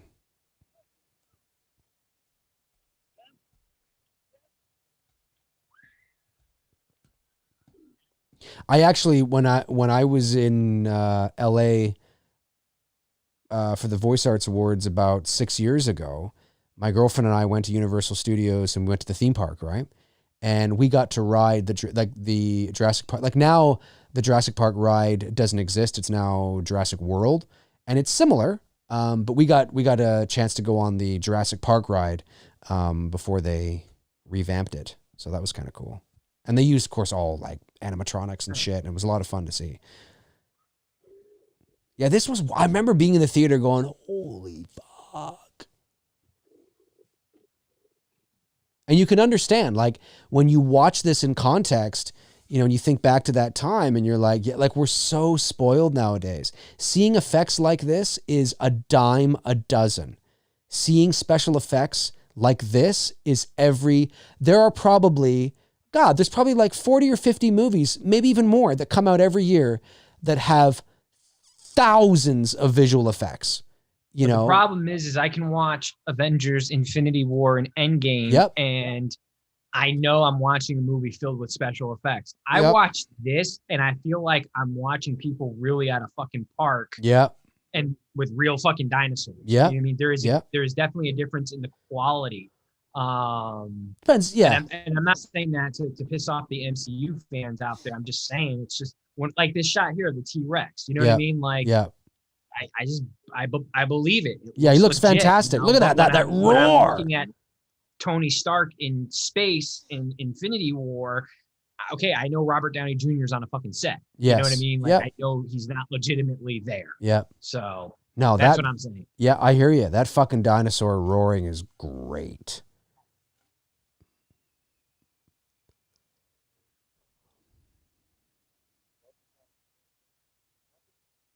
Oh yeah. Yep. I love the Chucky looks like a T-Rex in Child's Play 3. I haven't seen Child's Play 3 in a number of years, so I'm not entirely sure. Same. It's been I was telling Dave before the stream, I did watch the trailer. I'm like, Oh, the Chucky trailer. Yeah. Yeah. I watched it too. And like I said to you, I'm supposed to be doing something with Cody Leach, soon. That, like we said, that's his baby. Yeah. He's like, he's Chucky guy. Chucky to him is like Halloween to me. So, Yeah, I get it. yeah, he's totally, and he's the guy and I watched his, review of the trailer and he seemed to really like it. And he pointed out, so I watched it and I was like, it doesn't, but then again, I might be missing some of those real things that, I watched it and I was like, my impression was I'll get around to watching it. I'm not like, yeah, I'm going to watch it like super, right away as soon as it comes out. Like, you know what I mean? Yeah. Like it's going to be one of those, like, yeah, I'll get around to it. Yeah. Yeah. I just didn't think the trailer looked that, like, when I say it didn't look good, I mean, it looks good in terms of the production value and Chucky and all that kind of stuff. I just was like, I just don't care about Chucky the way some people do. And so I'm like, okay, it's fine. But I want to talk to Cody because I want to hear from a Chucky aficionado. I want to hear from a Chucky expert. What do you see that I don't see? Sell it to me, right? Like sell it to me, because so anyways, it's going to be a good time. We're going to have a good time talking Chucky and whatnot. I'm not sure when that's supposed to happen. Is it Wednesday? Tomorrow? I don't know. I got to touch base with him. Oh, I was thinking about the other day because when we finished talking, I was just thinking about it more. And the Dylan's New Nightmare that you're doing. Look at this. Sorry, dude. Look at this little dinosaur. It's cute. Yeah. Look at him in the background, just watching him. Sorry. It's just funny. He's got like this little, because it's a puppet, or like, I mean, it's an animatronic, but it's cute. Look. Aw, he's all cute. Look at this little guy. Like, what's going on, bitch? I love this. Here it comes. Wasn't this made up? Correct me if I'm wrong, chat, but dude, I don't know, man. I'm not the person to ask on this one. Yeah, I don't think there was a dinosaur that was like there was some dinosaur in Jurassic Park that wasn't a real dinosaur, but they needed something fun for like a scene like this. It was something like that. I don't know if this is the scene, but it was something like that. Anyways, dude, I'm sorry. I interrupted you. What were you going to say? No, the more I was thinking about it, the idea and the concept that you guys are doing, we often talk about like bringing Freddy back and how would you bring him back? Mm-hmm. I actually like the idea of that because in Wes Craven's New Nightmare, even though I know Robert played Freddy, it's not Robert who is Freddy because we're in real world. That's right. Right? That's right. That's the whole point of what New Nightmare is It's about. An entity. It's a demon. It's an entity. So I was thinking, like, if you were to, where would you go with this franchise? I almost feel like that should be where they should go. Like, Cecil would probably bring agree Heather with you. back. You know what I mean? If Heather wants to do it. Yeah. Whether it's you playing Freddy or whoever, you know what I mean? Like, the more I'm marinated on the idea, I'm like, yeah, that actually, it's fresh, it's new, it's not repeating what we've already seen, like the reboot they did. Nothing against the reboot, but it just is what it is. Yeah. I think that it's just, I don't know if the studios are going to pick up on it, but if I were a studio head, the idea of that is very promising because you're, like you said, we're dealing now with the entity of Freddy. Right. And I just think that would be pretty cool to do if they went in that direction. And it would be cool if you guys got to do it. Cecil would agree with you, and maybe make it a series. Yeah, absolutely. Because you have more time to develop characters, pay attention to storylines and subplots. Because what are you going to do at this point? That would be my argument with a fan. Like, well, it's a stupid idea. Okay, well, what are we going to do that we haven't seen in a Freddy film? You know what I mean? Like, what new idea are you going to bring to the table? Yeah. The idea of continuing Dylan's story, and like I said, you can still even bring Heather back into the equation, at some point. I mean, it's fresh, it's new. And I was a fan, and I've said this many times, I was a fan of New Nightmare when it first came out.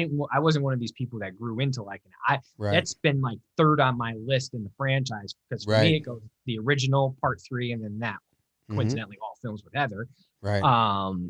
but I loved it. I loved the idea of what Wes Craven was doing. I know it wasn't well received then. I know the movie has grown on people in time and it's become a fan favorite. Right.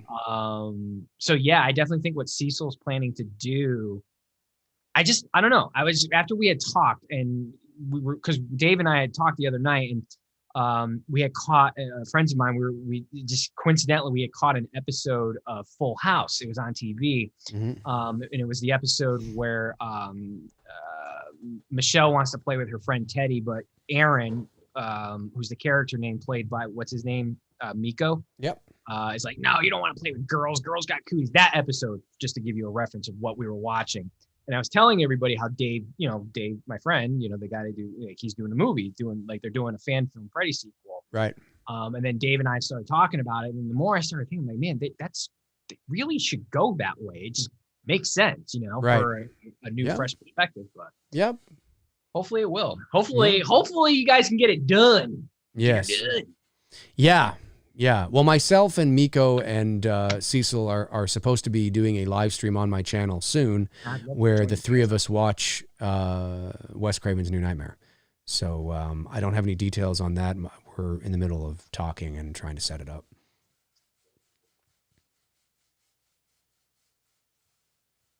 This is a great scene too. Like doesn't have anything to do with dinosaurs here, but it's great suspense. The stakes are high. They're stuck in the car. The car's hanging from the tree. Right. You know what I mean? There's a bonding moment here where, you're teaching the kid about courage and things like that. And come on, I know you can do it kind of shit. And it's cool. Like it's a nice, it's cool. And they had the falling car at the theme park too on the ride. Oh, that's cool. Yeah. Do they actually put people in it and you fall down? No. It's just part of the aesthetic. Like you go by it and you see it fall from the thing. Oh, it'd be cooler if they made a ride where you actually fall in a car, in a tree, go down. In the tree, you fall all the way down. That's what you do. Dr. Jerf, Dave was telling me about that they're dropping the new Ghostbusters trailer tomorrow. They are 9 a.m. Eastern tomorrow morning. I'll watch it. I've heard good things. I'm gonna watch that. Not watch a new Halloween trailer. How fucking dare you? I've heard really good things about the movie. Well, I mean, look, it looks promising. Even from what the teaser we saw. Mm-hmm. So yeah. I think it's out in November, if I'm not mistaken. Yeah. November. Candyman comes out the end of next month. I'm looking forward to watching that. Yeah, I mean, we're so close to Halloween's release now. It's like, fuck it, I'm not just go the distance. Yeah, go the distance. Just go the distance. Man. We're this close. You know what I mean? Like, if it was like another year, then I might just give it the temptation. Yeah. But we're 2 months away. You know what I mean? Like, fuck. Yeah. It's like, I hear you. Do you know when they're going to start production on Ends? Do you have any idea? Or I think January, I think. Okay. January is when they're going to start. If shit don't get locked down again. Yeah, that's right. Exactly. Boy, you know what's funny about this? I don't know if you've ever caught this. If anybody can, go back and watch it and then catch back up to where Dave and I are. The funny thing about this scene is when you initially see Jeff Goldblum get tossed by the T-Rex onto that stuff, his face is all like bloodied up. Kind of. And then when they find him there, he looks clean and pristine and like, you know what I mean? Yeah. Like, maybe he wiped the blood off. He was, yeah. We'll say that. We'll say he wiped the blood off. The continuity department failed that day. Right. Okay.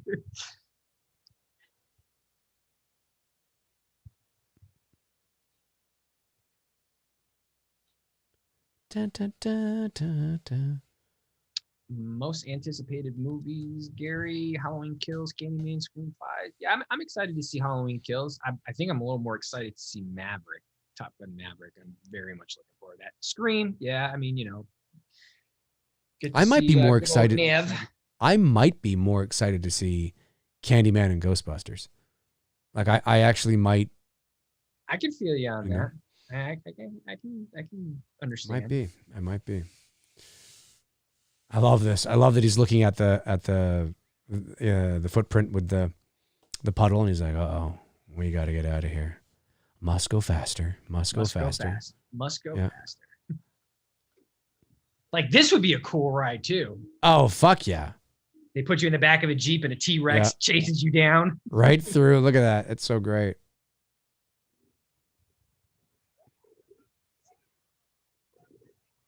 Yeah. I love that with the side mirror where it says objects in the mirror. Oh, it's great. It's creative. Such a creative shot. Objects in the mirror are closer than they appear. I love that. No, Chester, I haven't seen the Halloween Kills trailer. Not going to. I'm not going to watch it. I'll probably watch it after I see it in the theater or streaming, however I end up watching it.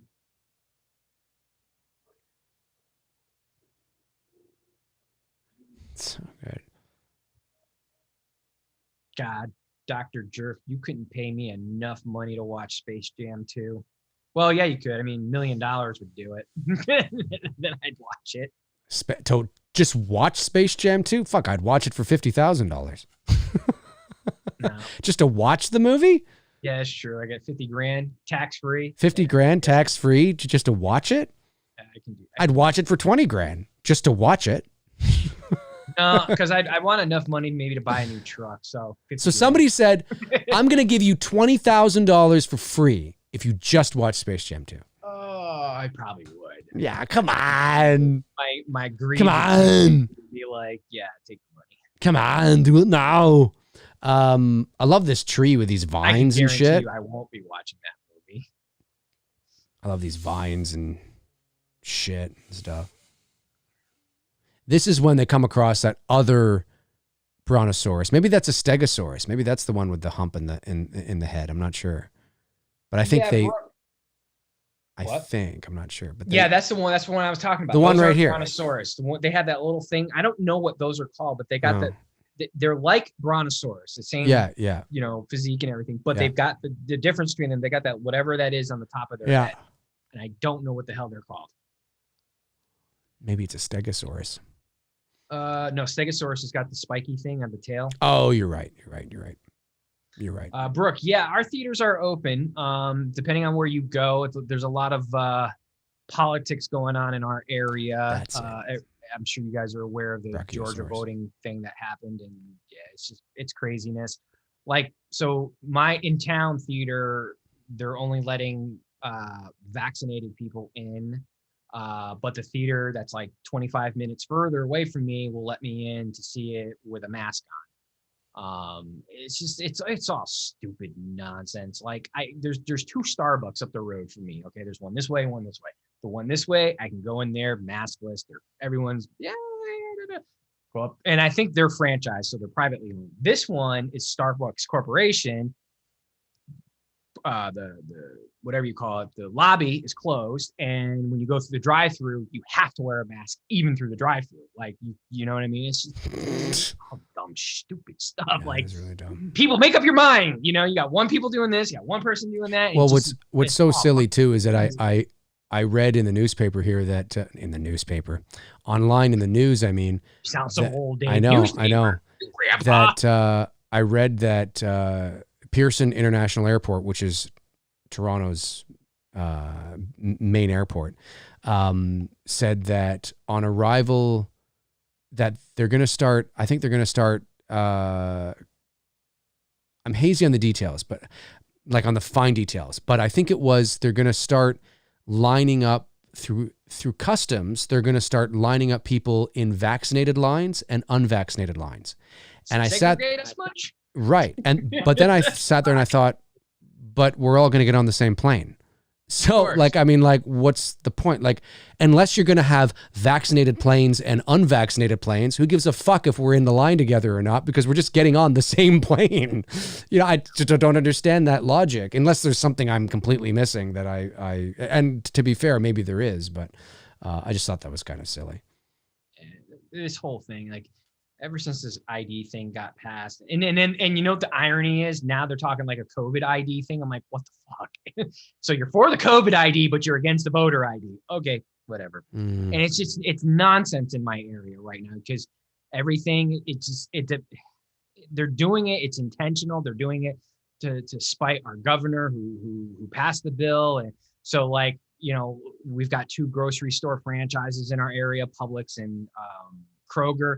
Now, like on Publix website, and I explained this on a post the other day, Publix website says you don't, or mask is optional if you've been vaccinated. But depending on which Publix you go to, there's 2 in my town. There's one up from the road from me. They want people to wear masks all the time.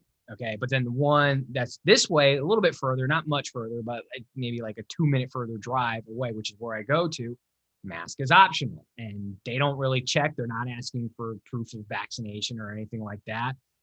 So I just go in there and, you know, I go shopping. I'm not wearing a mask, and it is what it is. But this whole ID thing is just, it's insane. And then when I'm hearing the murmurs of the topic of COVID-19 IDs, I'm like, well, wait a second. I'm living in an area right now that's like people are fighting over this whole voter ID thing. So like, I thought ID was a bad thing, but apparently not, depending on what purpose it's fucking serving. And it just, I just want I want to be able to go to my movie theater and watch a fucking movie. You know what I mean? Like, fuck. It's definitely crazy. Josh Kephart says, did you guys hear that Halloween Ends takes place a few years after Kills now? Well, my question to you, Josh, is number 1, where did you hear that? And number 2, do you watch my channel? Because obviously you didn't hear it from me, and you may not watch my channel that often. Maybe you don't tune in that much. Maybe you're new here. I have a plethora of videos on my channel where I talk about that. So yes, I did hear about that.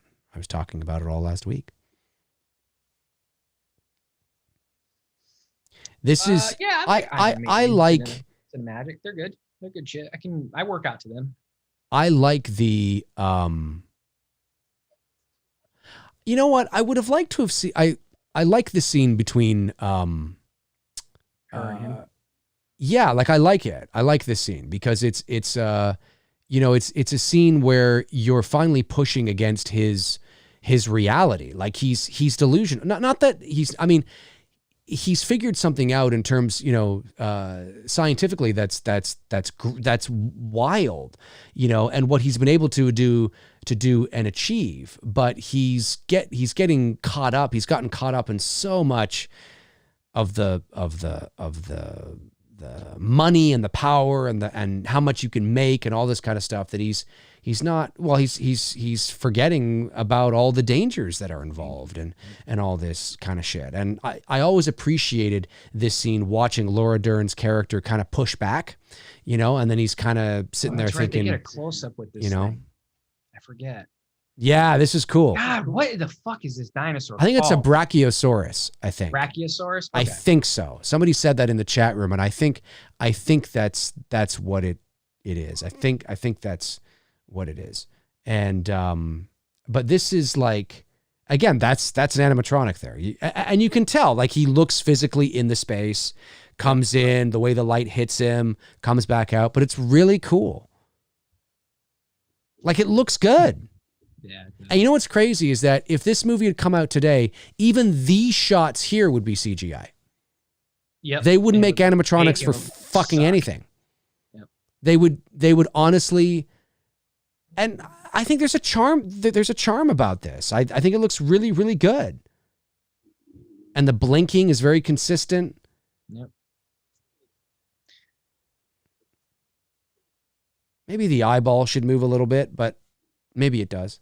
But other than that, I mean, it looks good. I believe it. I believe it. Even the way that the lip moves when it's chewing and shit. Yep. And the reason why they can do that is because they're plant eaters. They're not meat eaters, so they have no interest in the humans. Yep. That would be very disgusting. That would be very disgusting.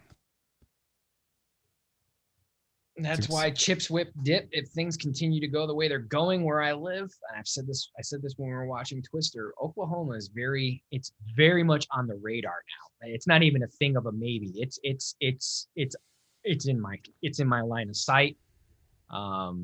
if things continue to keep doing what they're doing here in Georgia, that I'm not liking it, I will make a decision here. I love this scene too when he leaps over and he realizes that life found a way. You know, Jeff Goldblum's character is correct. You know, in life, It always does. It does. Well, and that's the thing too. Like there's you can try to steer it and you can try to mold it, massage it, noodle it, but at the end of the day, I mean, life is going to, find a way. There's going to be things that are just going to fuck things up. And of course, Dean Cundy was a director of photography on this movie. He was fresh off of, what did he do before this? Right before this, I can't remember. Yeah, Michael Myers. I've been there. I've been to Texas for work. It's a lot like Oklahoma. I like Oklahoma a little bit better because it's a little more quaint, less populated, but it's got a very old vintage vibe to it, like Texas does. I mean, I know they're building a lot of new shit and new architect, but yeah, I've been there.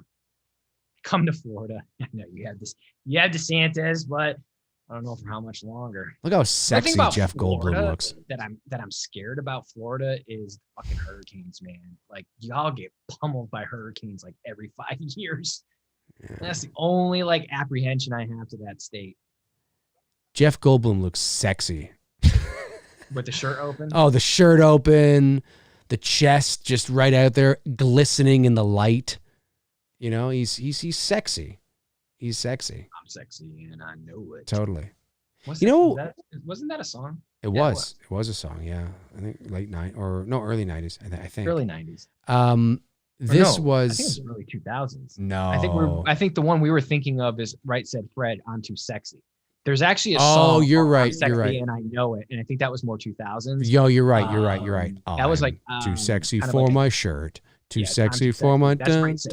That's early 90s. Yeah. Samuel L. Jackson. Hold on to your butts. I was gonna say that soon. Chips Whip Lawton. That's where Lawton, Oklahoma. That's where one of I did work out there. That was my first time to Oklahoma, and I loved it. I mean, it's very small town, very country, very like how I envisioned the Oregon Trail to look like back in the day. You know what I mean? It has that like prairie. It has that vibe to it that you don't see much of anymore because it's not as overdeveloped.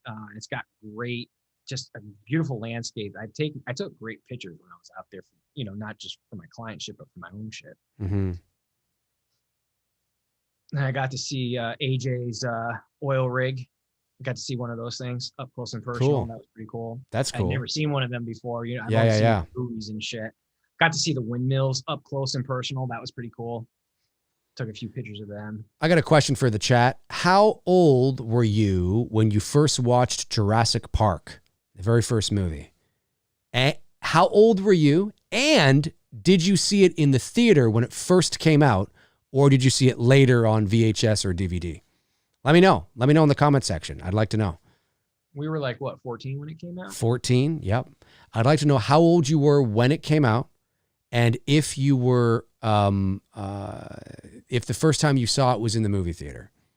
We're coming up here to the scene where they run through the field and there's all those crazy dinosaurs, running with them. Here they come. Here it is. 7, says Chips with Dip. 19 in theater, says Colin Murdy. 6 and on VHS, says Die Hard Drummer. 14 in the theater. I was 8 in the theater. I saw it on VHS around 6, I think, which would have been 96. Darren says 20. I saw it a week before release. I was a projectionist in a multiplex. Very cool. I remember you talking about you used to be a projectionist in a multiplex. That's awesome, man. That's really cool. That's so cool. Hans Gruber says 17, and yes, I saw it in the theater. Ryan Smith says the scene in, that's different. No. I saw Fallen Kingdom on the boat is an animatronic. Very cool. Very cool. I did not know that. Other than, again, I haven't seen Fallen Kingdom. So I'm sure, some animatronics may have been used, but, it's like. Yeah, I have Jurassic Park on VHS, I'm sure. Yeah, I do too. I was 4 and saw it later when I was 17. So you were 4 in 93, but saw it later in 70. 3 or 4 on VHS. Very cool. No, I would not Very, consider very cool. California as a living place. God, no. I'm good. I'm so good. Oliver Mercer says, I was 6. I saw it on VHS, but almost saw it in the theater. That's cool. Very cool. What did you think of it, Darren, when you first saw it? Were you like, wow, what the fuck? Were you like, meh, I don't give a shit? I think we all were kind of like, wow, this is really cool.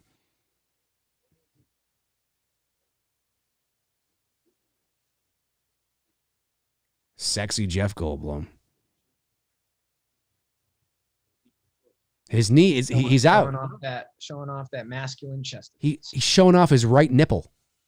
Exactly. He's saying, look at my fucking nipple, bitches. Nick says, I was 9, Cinemagic Theater, age 8. It did have a great trailer. Cody Snyder is right. Yeah, it had a really good trailer. Yeah, I agree with that. I totally agree with that.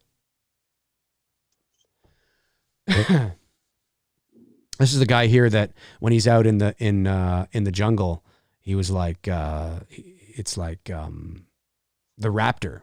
The raptors sneak up on him, and he's like, clever girl. And the fucking raptor just eats his face in. It's fantastic. Unimpressive Media says, I'm not a big fan of Jurassic Park. I'm not sure why. It just never clicked with me.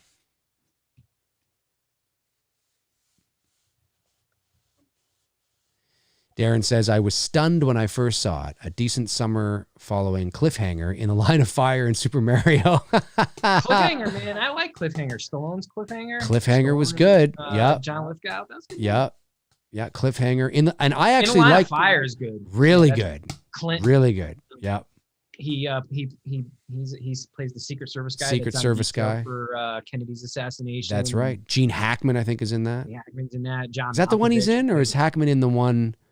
No, Hackman's in the one where he's the former like thief or something. Right. Yeah, you're right. But Malkovich is the shooter. That's right. It's Malkovich. Hackman's in the there's a Line of Fire, but there's what's that other one? What's the one that fuck? Why am I forgetting this?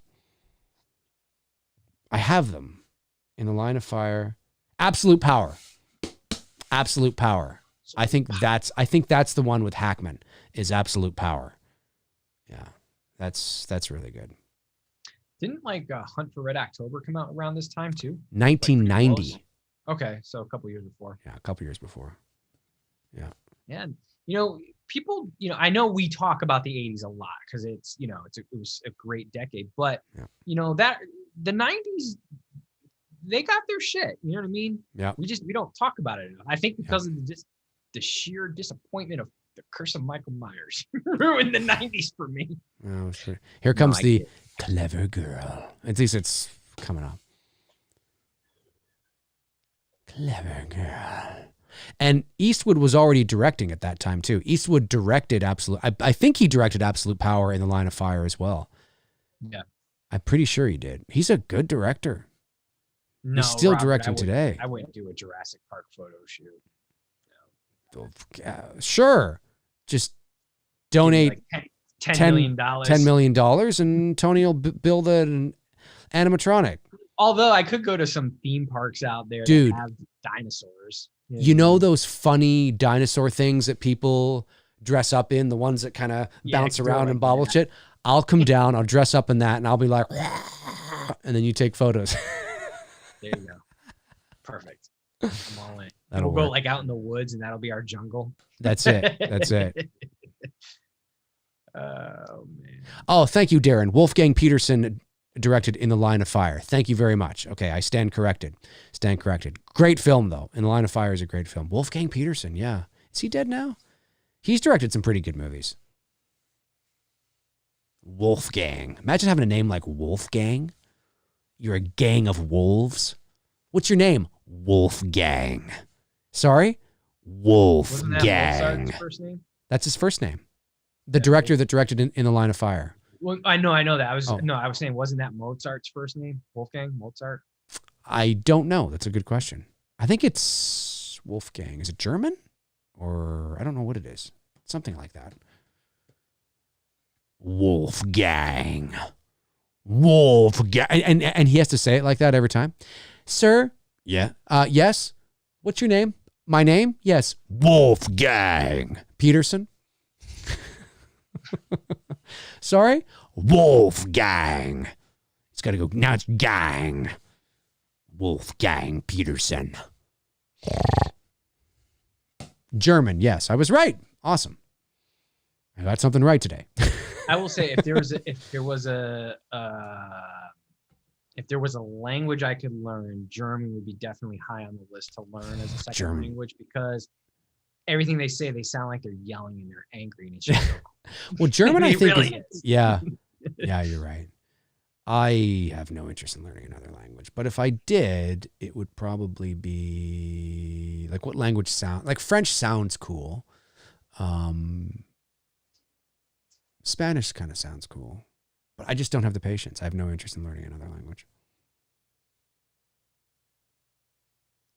High voltage. Wolfgang. Your name? Wolfgang. It's a fucking great name. Didn't he direct, was it Wolfgang Peterson that directed Air Force One with Harrison Ford? Google could tell you. Yeah, I know. I'm looking it up now, though. Air Force One. Yes, it was. Air Force One was directed by Wolfgang Peterson. Ooh, Dave, look at you, Mr. McRae.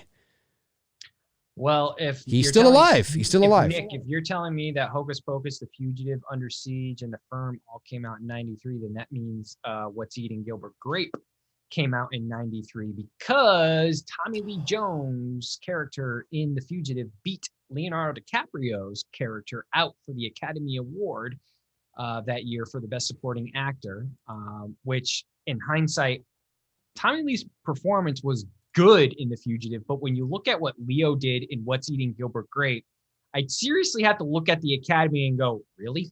Like, really? Like, Leo is beyond convincing as the role of, is it Arnie Grape? Something like that. No, he's great. He's great in that movie. He's It's one of great his in best that movie. performances. And I'm like I said, I'm not saying Tommy Lee Jones wasn't good in The Fugitive, but when you're talking about, an award thing for Best Supporting Actor, all right. Are you saying that Leonardo DiCaprio was grape in that movie? He was eating great. Wah, wah, wah, wah. You know, it's another movie that Wolfgang Peterson directed, and I just realized this when I went to his IMDb page. He's still alive, by the way, but he hasn't directed in a number of years. Is a 1991 movie I really like called Shattered. And it's kind of got this made-for-TV vibe to it. It's got Bob Hoskins in it. I adored Bob Hoskins. Shattered's a really good movie. And I probably did know he directed it, but I had forgotten, obviously, because I was like, ooh, he directed Shattered? And he directed The Perfect Storm from the year 2000 as well. I remember that. So, yeah, good old Wolfgang.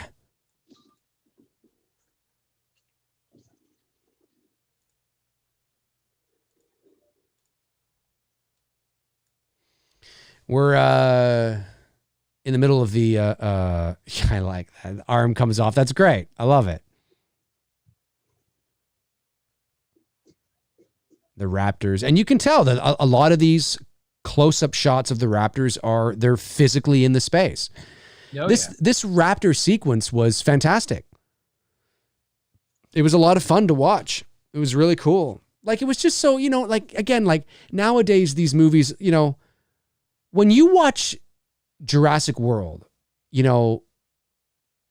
it's crazy to think, isn't it, Tony? Crazy to think that when Jurassic World came out a few years ago, there would have been kids that would have left the theater thinking it was cool, right?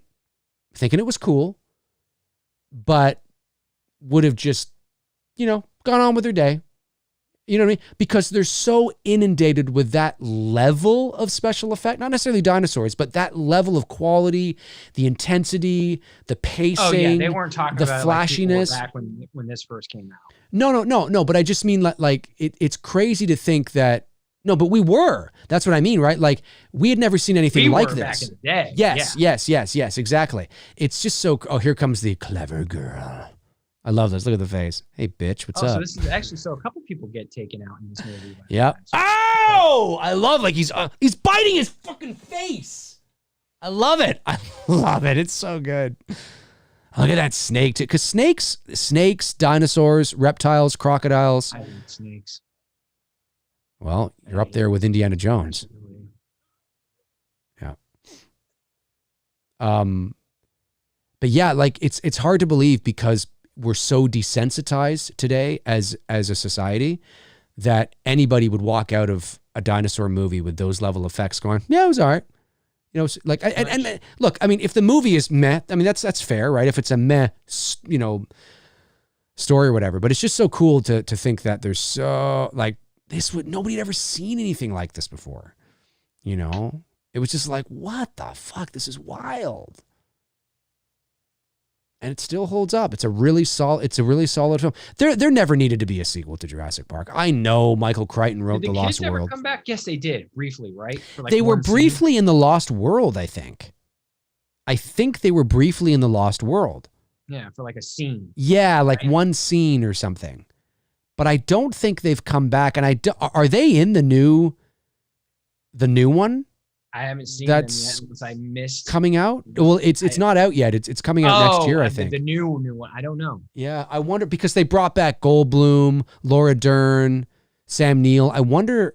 Probably not. That'd be cool though. But it's also not necessary. Like Laura Dern, Jeff Goldblum, and Sam Neill make sense because they're. I mean, they were paying. Well, I forget what.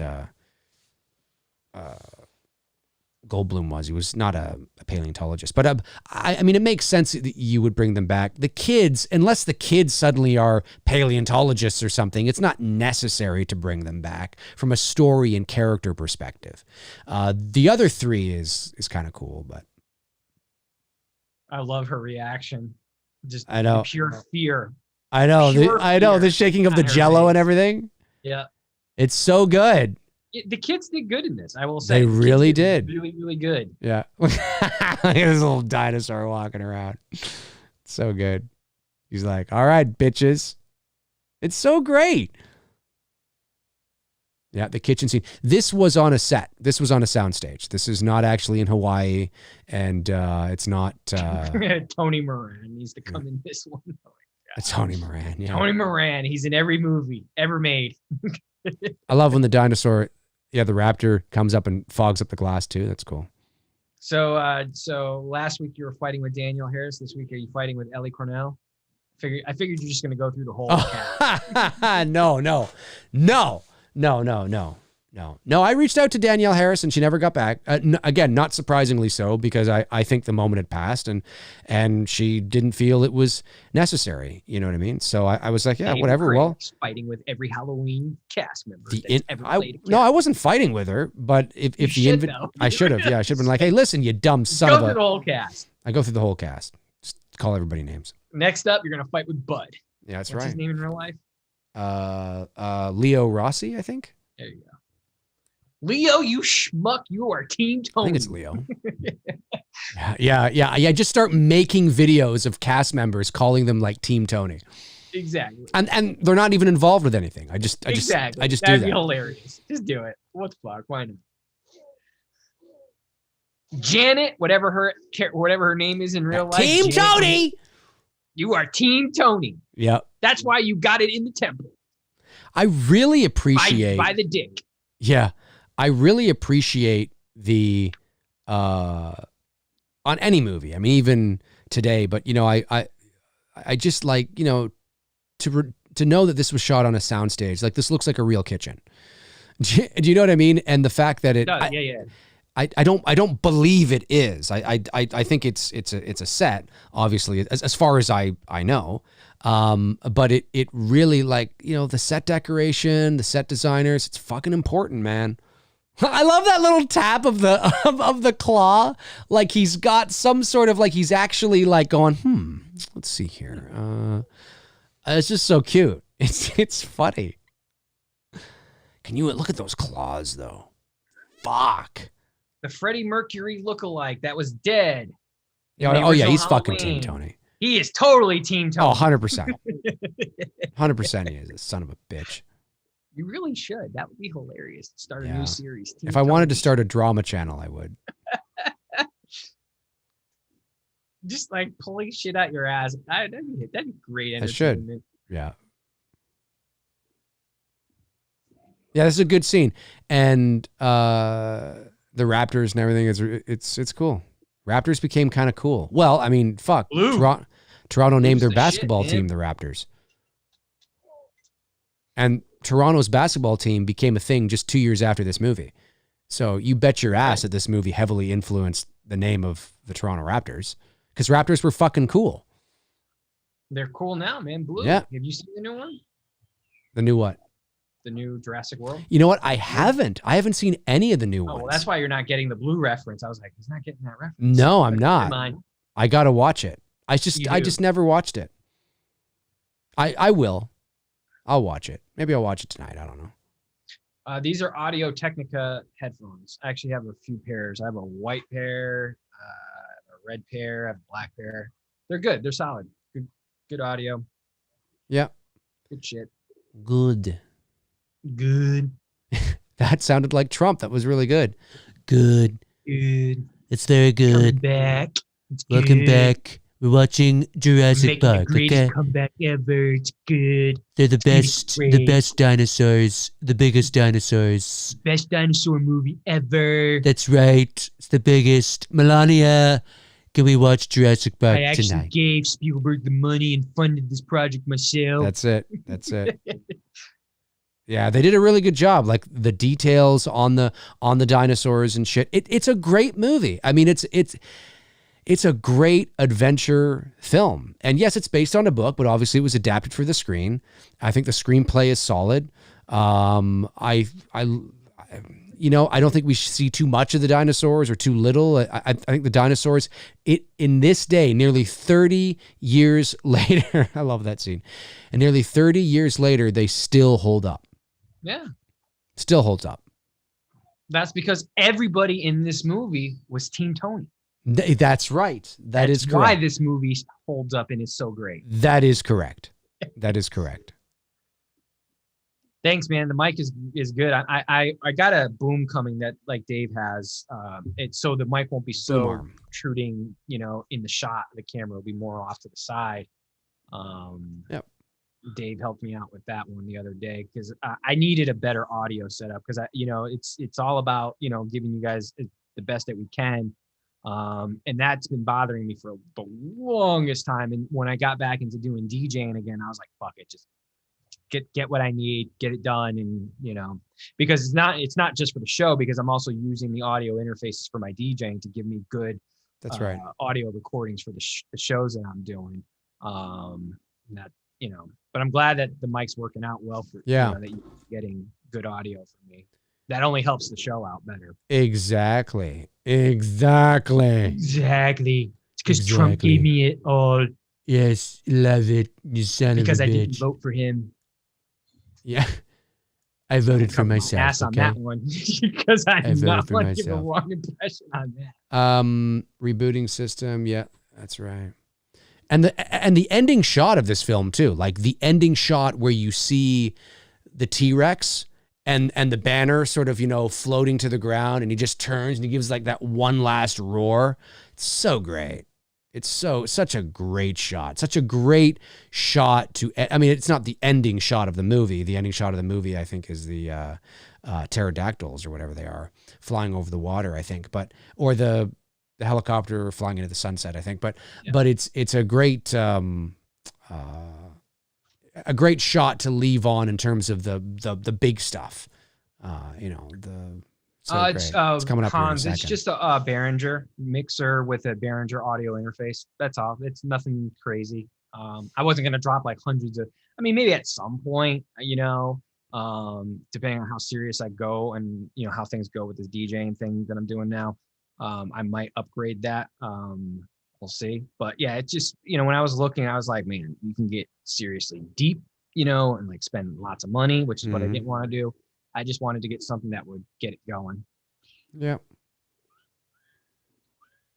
Oh, what are you gonna do now, bitch? Oh, ow! Kicking the dinosaur in the face. I love that. I love that falling in, and I love this. We were taking her up. Oh, very close. Fucking fruit fly in here or something.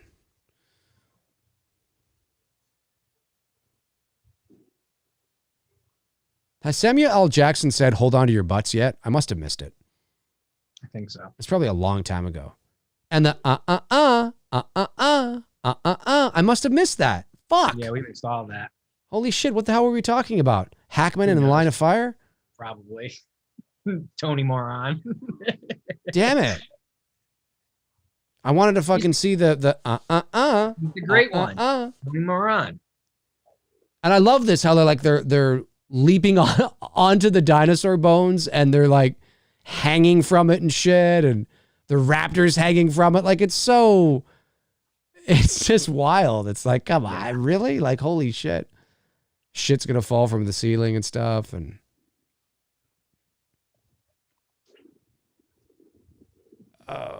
Tony Moran's cameos coming up.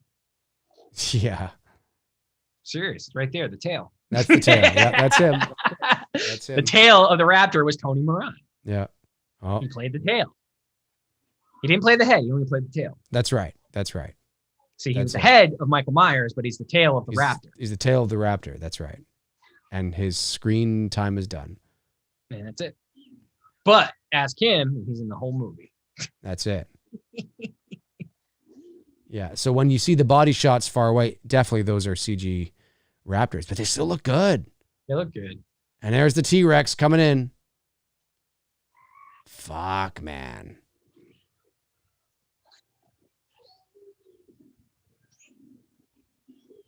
No, Nick, Wow. those are not signed. I actually only have the only autograph that I ever got or have.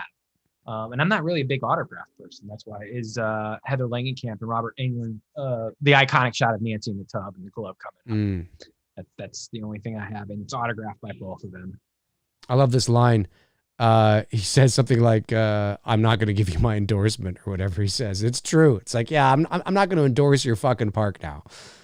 Sorry about that. Classic shot. Here it comes. Banner draping down or falling down. So great. Yes. Great shot. Just a great shot. Love it.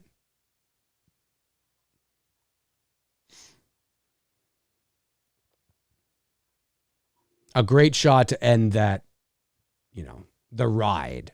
The ride has now come to an end. And that's a great shot to end the ride on.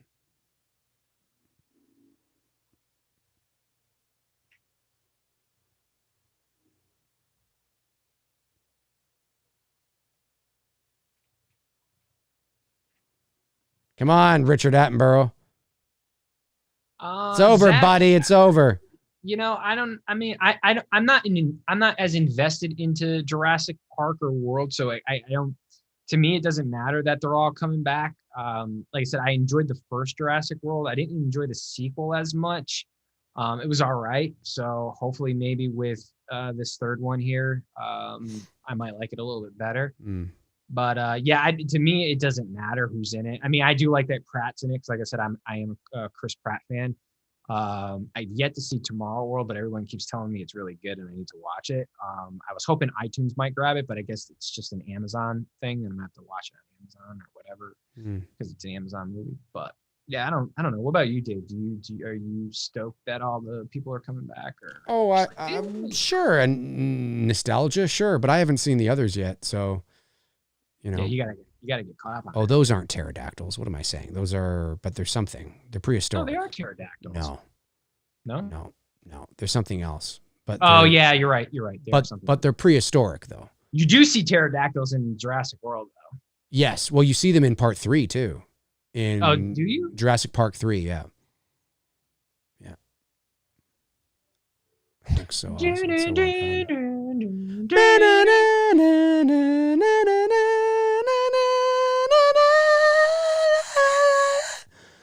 That's the second movie that Spielberg is ending there with the ocean showing there. Yep. Directed by Steven Spielberg. Screenplay by Michael Crichton. No, Jurassic Park. Michael Crichton also had a hand in the screenplay as well. David Kep. You know what?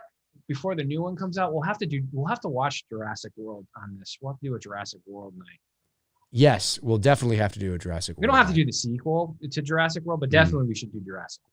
I think you'll like Jurassic. I don't know, because I don't know. Are you a Pratt fan, or you're just like me? Whatever. I'm indifferent. I mean, I don't hate him. I don't like him. I'm just kind of like, whatever. Whatever is what it is. Yeah. Let me just quickly get those super chats that came in. And get her done. America. We had 4 super chats. Oh no, I got that one. David Coe sends in $4.99 and says, if you were tortured, and had to watch H5, H Resurrection, and Jaws the Revenge back to back, what order would you watch them? Love the show, guys. I would probably watch them in that order. I would just prefer to be tortured. There you go. Well, that is the torture. The torture is if you were tortured and had to watch H5. I think that's what he means. That is the torture. So what's the question then? If you were tortured and had to watch H5, H Resurrection, and Jaws the Revenge back to back to back, what order would you watch them in? And I'm thinking I would just watch them in that order: H5, H Resurrection, and Jaws the Revenge. Yeah, just do it like that. Yeah. The Spiral Sky Project sends in $5. Says a guy who modeled as Leatherface for the movie poster of the 2013 film Texas Chainsaw goes to horror cons as just Leatherface from Texas Chainsaw 2013. Oh, that's not good. I didn't know that. He follows up with, he only modeled for the film's poster and wasn't physically the actor who played Leatherface. He wasn't in the movie. He wasn't in the movie at all. Is this a Tony Moran stunt? It's a Tony Moran stunt if he doesn't make that distinction. If his banners and when he goes to cons, he is marketed as, the Leatherface from the poster or whatever, then no. Then it's clearly defined. It's not misleading. It's clearly defined and spelled out that he is Leatherface from the movie poster and the movie poster only. Right, because Leatherface in the 2013 film was Tony Moran. Right, exactly. However, if he is marketing himself and the cons are marketing him as Leatherface from the 2013 movie, then that's misleading, and that's Tony Moraning it. Yep, 100%. Tony Moran, get it right, Moran. Tony Moran. Tony Moran. You gotta emphasize the moron. but it could also sound very sophisticated. Tony Moran. Hello. Do you have any Grey Poupon? Yes, my name's Tony Moran. Pardon me. Do you have any Grey Poupon? That's it. All right, we'll answer a couple of your questions here. We have a little bit of time, and that's all the super chats. Yep, that's all the super chats so far. And we'll spend a little bit of time just answering some questions, and then we will skedaddle. But that was Jurassic Park, 1993. Great movie, a lot of fun. I really, I enjoy. I haven't watched it in a few years, but watching it here it's fun. It's got a lot of rewatch value. 100%. The dialogue's really good. The characters are really good. And the effects, man. And it's Spielberg. It's Spielberg / dinosaurs. Like, how can you, and if you guys haven't checked out that, the Movies That Made Us episode of Jurassic Park, which is on Netflix right now, and you're interested in knowing more about it, you got to check it out. It's really, really cool. And there's others on there too. Like there's Ghostbusters and Dirty Dancing and fucking Back to the Future and Forrest Gump and shit. It's great stuff. Yeah. Nobody puts baby in a corner. That's right. Nobody does that. Nobody does that. Nobody does that. Yeah. No, Gary, I have not seen Skyscraper yet with Neve Campbell. I do want to watch that. I hear it's good. The Rock, Skyscraper. It's on Netflix right now, I think. Well, it's actually The Rock is in it partially. All the hardcore stunts were done by Tony Moran.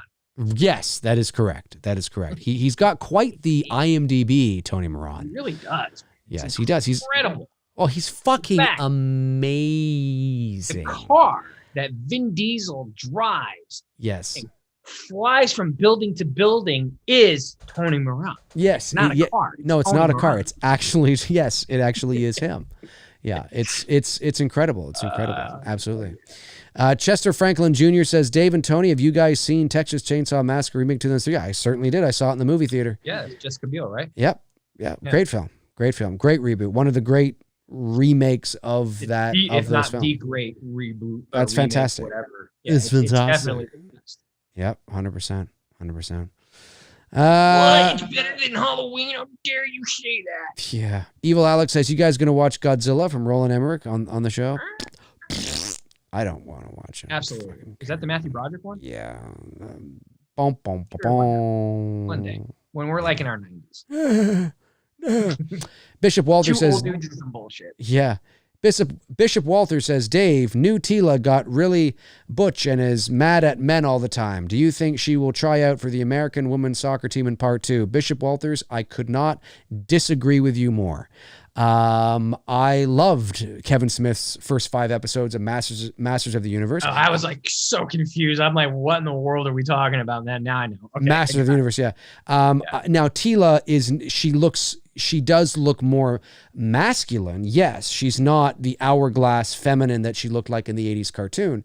But I say this with all due respect, okay? And I really mean this. And I'm not saying you're like this. I just mean this as a general observation. It's getting really cringe now. And I'm one of the most least woke people you ever meet. And even I'm fucking sick of hearing it. Like it's getting so like it's getting to the point where the people that are outraged over all the woke shit are becoming the very thing that they're like. Do you remember that meme when Trump became president? And there was that meme of that girl that was going, no. Yes. Do you remember her? Yes. Well, I hate to say it, but like the right people, not like you're fucking just as bad now. Like it's like, shut the fuck up. Like it's not that the stuff doesn't exist. It's not that it doesn't exist. I'm not saying that woke culture doesn't exist, but just because you have a girl in the lead role, or just because you like, it seems like this, like these channels, they're just everything. Like you just put a black guy in the lead. Oh, here we go. Or it's like, you got like, 2 gay people. Oh, here we go. And it's like, fuck, like not, I'm sorry. You can disagree with me if you want, and I can intellectualize and I understand what people don't like about the new He-Man. All I'm saying is that has it gone over everybody's head that you've only watched the first 5 fucking episodes? There's 5 more to go. There's a larger arc that's happening here. He-Man hasn't been pushed aside. The stakes are being raised, and already at the end of the 5th episode, he's back anyway, and Skeletor's back. I'm not saying you're like that. Spoiler. Oh, right. Yeah. Spoiler in case you want to see new. it. Yeah. Shit. Oh, well, whatever. All I'm saying is that listen, 2019 Black Christmas, that's woke. Okay. And I'm not saying, it's just that I'm getting a little sort of like, it does exist, but I find that these channels that just become outrage channels and drama channels, that's all they do. It's all they do. They're just drama channels. And you go to their channels and you look at their content and it's just nothing but drama. That's all it is. And listen, I get it. You get likes, you get clicks, all that kind of shit. I understand it. And it's not that I don't understand what you may not like about it, but you're so fucking focused on Tila that you're missing all the awesome fucking shit narratively that's happening, And I'm like, this is the first 5 episodes of a 10-episode arc. Come back and let's see what happens at the end of the 10 episodes. And if you read what Kevin Smith said the other day, he's like, guys, there's a shitload of He-Man and Skeletor coming in the next 5 episodes. And that's not Smith backpedaling. Those other 5 episodes are already in the bag. They're already written. I'm telling you right, it takes several years to do animation. The voices are recorded first, and then they animate to the they animate lip flap to the voice. And that's already in the bag. For whatever reason, Netflix decided to release only 5 episodes. I have no idea why, but that's what they did. Maybe they're just not quite done the other 5, but it's already in the bag. So when you watch the next 5 episodes, if you walk away going, oh, that was so awesome. Yeah, so much He-Man and Skeletor and boom, boom, boom and shit like that. That's not Kevin Smith hearing you and giving you what you want. That shit was going to come no matter fucking what. That was already coming. You just premature ejaculated and thought that the series was all about this because you've only watched the first 5 episodes. Again, I'm not talking to you specifically. I see this and I'm just like, fuck, like, guys, can we just wait? Like, listen, I'm not saying that there isn't wokeness in Hollywood. I'm not saying that there aren't things that are done where even, we can go, oh God, here we go, right? You know what I'm saying? It happens. It absolutely happens. But let's instill a bit of nuance and think, hang on a second. Is this really this? Like, Teela's not wielding the sword. She's not doing anything. It's a story. There's an arc. What is Eternia like without He-Man? What's Eternia like without Skeletor? Spoiler, I don't give a fuck anymore. What is it like, right? And then you follow her journey, and who she is, and then how are the bad guys without Skeletor and Evil Lyn and shit, and then Orko and all this stuff, and then it comes together in this epic sort of fucking shit. And I say this with all due respect. If you didn't like it, that's okay and that's fair. It's just a little bit of a hot button for me at the moment because I see these channels that's all they do. Day in and day out, it's drama. I mean, I said this to you the other day. If Fuck.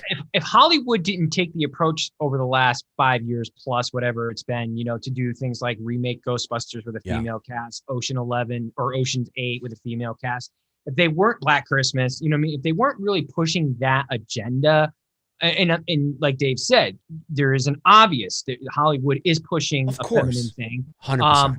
If they weren't, now I'm doing the devil's advocate here. If they weren't doing that, right, and this came out just as is, I think most people, and I didn't watch it, I'm just basing off what Dave told me in our conversation, because I would rather stick my right nut inside of a bucket that's got an electric wire in it before watching anything animation.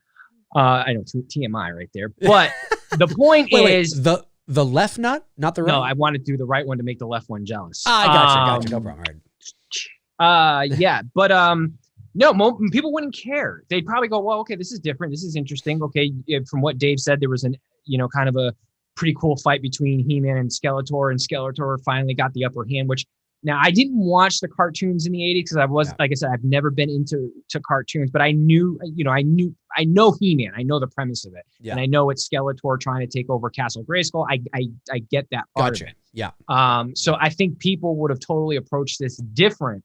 Yeah. If we were in a totally different state, you know. And you know what?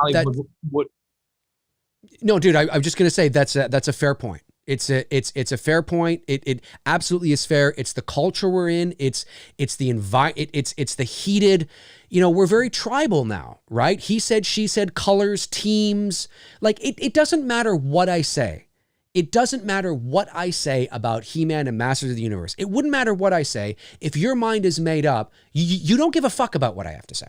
Like, you really don't. Like, you come to my channel and you go to the video where I talk about it and you're just like, and we're very tribal and very, it's just, and again, it's not that the woke thing doesn't exist. It does. But I watched, as a He-Man fan, 42 years old. Listen, I could just reach over to my left here and here's the fucking toy. I was a big fan. I watched it. I can see what they're talking about. If you had an expectation of seeing, 80s cartoon all over again or having a certain thing, a certain expectation, I can understand why you're disappointed. I can understand it.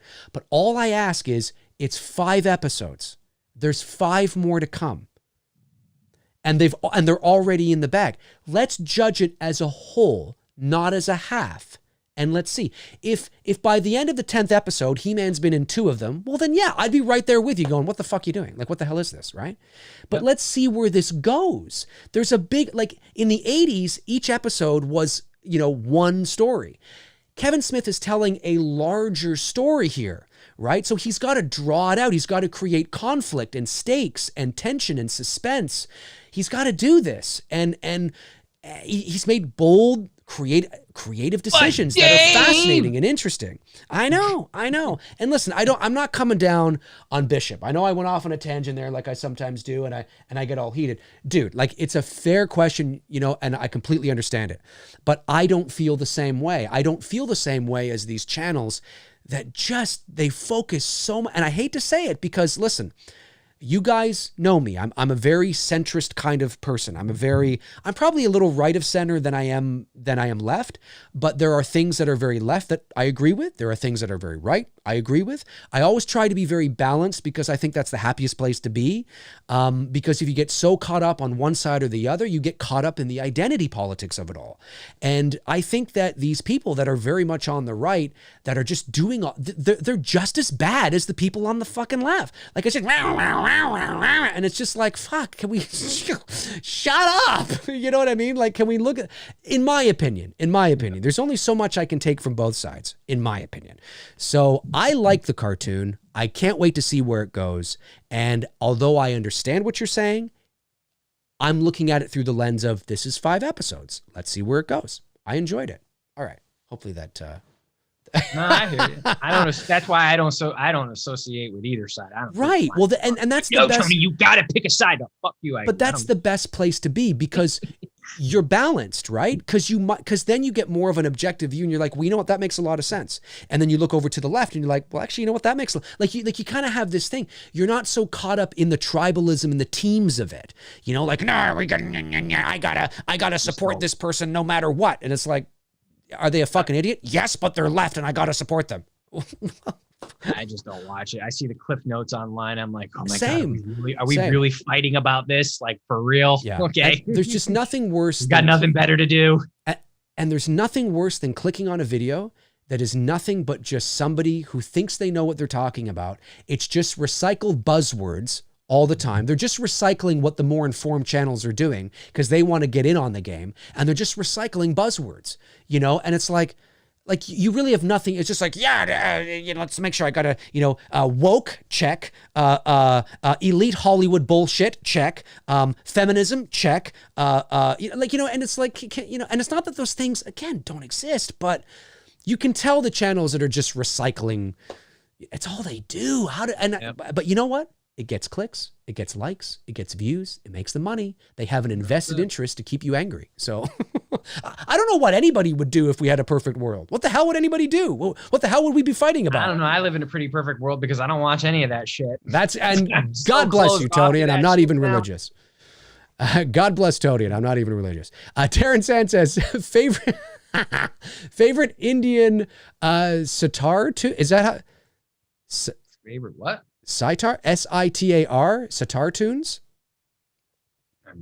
Sitar? Is that how you say that? Am I just not reading that right? Maybe I'm not reading that right. Sitar tunes? Sitar tunes? Is that how you say it? Darren? Sitar? I don't know. But I'm going to start looking them up, Darren, and I'm going to start watching them and really getting into it. I feel like I need to get into it. You know what I'm saying? You know, Frank, my man Frank's here. Says maybe Cuties would be better as an animation. Oh, Frank, my man Frank. Oh gosh, that's Broken. Yeah, Broken Arrow is a suburb outside of Tulsa. That's the area I'm looking at to live. It's nice. It's that's cool. So if I do move out there, I'll hit you up. You'll show me around. Show me all the cool spots that I need to go and take photos. Awesome. Yeah, Frank went there. Leave it to Frank to go there. The Cuties be better as animation. Oh, cool. Sitar or star is an Indian guitar. I did not know that. Well, you see, you learn something new every day. Thank you very much, Mr. Sands. I did not know that. Yes, I'm planning on taking it up, actually. I am starting my first Indian guitar lesson next Thursday, and no, somebody's going to go. Oh, I thought you really were. I was going to say, man, that's really cool. No, I'm not. No. Frank says, can I just be drowsy instead of woke? I love it. Can I just be drowsy instead of woke? Oh man, there's some stuff out there that is pretty like, okay, that's really woke, but not everything. Like there's people out there. Like I remember when I didn't watch the movie, but when that what's that most recent the one Wrong Turn. Wrong Turn. There was a recent new Wrong Turn film that came out, I think, like earlier this year, and there was a gay couple in it, and and there were so many people. Oh, so you got a gay couple, and even Cody Leach, who's pretty blunt and with his views. He said, "The fuck you talking about? Like the gay, they were just, it didn't have anything to, like, guys, not everything has everything to, it's just, but there is a certain section of the population that just believes in, it's just drama. It's confirmation bias, groupthink, tribalism. That's what it is. You can take that to the bank." There you go. Michael Meyer says, "Dave and Tony, what's your favorite scene in T2? This is my favorite scene in T2. No, I don't know if it's my favorite, but this is the first thing that came to my mind. You ready? Here you go.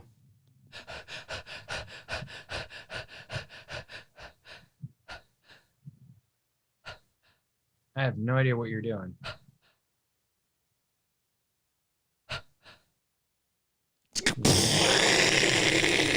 Does the chat remember? Let's see if the chat remembers. You don't remember that? No. Remember the guy when he's got what's his face? The black actor there he's got like the switch of the device, yeah, okay. And he's leaning against a thing, and he's like, and then he slows down. He's like, yes, I got you now. and he blows up the whole fucking building. I fucking love that. That's right, Hans Gruber. Boom. I gotta go with the classic ending with the thumbs up. Ooh, the thumbs up. Yep. Thumbs up. That'll make any tough guy like get teary eye. Yeah. And by the way, thanks again for thanks again. What the hell am I saying? Thanks again. I don't know where that came out. I wasn't saying that. Thanks again. That had nothing to do with anything I was going to say. I was going to say, by the way, that's not necessarily my favorite scene. Thanks again. I guess my brain was already somewhere else. This is your brain. Really sure. This is your brain on drugs. This is your brain. This is Dave McRae's brain. I think that's how it should be. Done. Juan Rivera says, "Catching this late, better than never. But wish Dave, Tony, Mods, chat room a great start to the week." Thank you very much, Juan. Really appreciate that. Yeah, better late than never. That's true. That is true. Let's see here. Alex Shambach says, "D&T, you should check out Blood Red Sky on Netflix. It's a vampire horror, which you don't see too often, with great thrills and emotion." I saw the trailer. It takes place on a plane, if I'm not mistaken. I may have to check that out. While I'm playing my Indian guitar. While you're playing your guitar. That's guitar. It. Just do it. Zach Gaxiola says, "Even though you didn't like the prequels as much as the original Star Wars trilogy, does it still excite you that Ewan McGregor is reprising role as Obi-Wan in the Disney Plus show?" It's cool. I wouldn't say it excites me.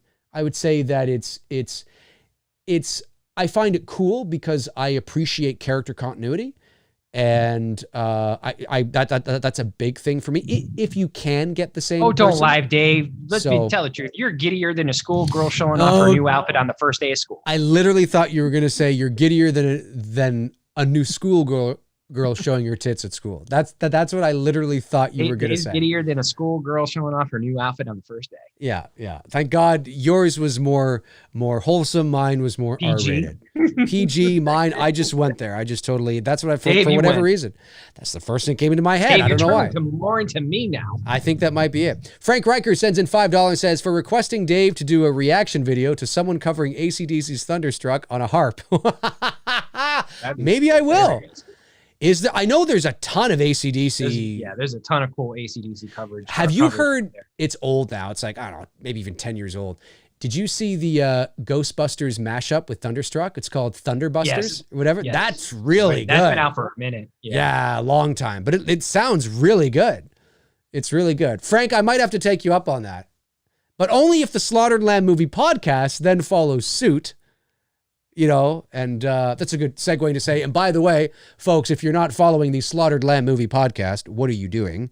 It is great. It's hosted by our great moderators here, Frank Riker and Darren Sands, and awesome podcast. So make sure you follow them wherever podcasts are downloaded and on YouTube as well. The Slaughtered Lamb Movie Podcast. General Shepard says, have you seen the movie Dodgeball, a true underdog story? I know the one you're talking about with Will Ferrell. I haven't seen it, though. I'm not a big Will Ferrell fan. No, it's with Vince Vaughn. Oh, is it Vince Vaughn? Oh, I thought it was Will Ferrell. Ben Stiller. Ben Stiller. Oh, that one. Okay. Well, I still haven't seen it. It's good. I like it. Yeah? Cool. All right. What do we got here? Did you hear that? Was that thunder? Yeah. Wow, that was thunder. Did you hear that? Oh, yeah, I can hear it. Wow. Damn. We're getting hit.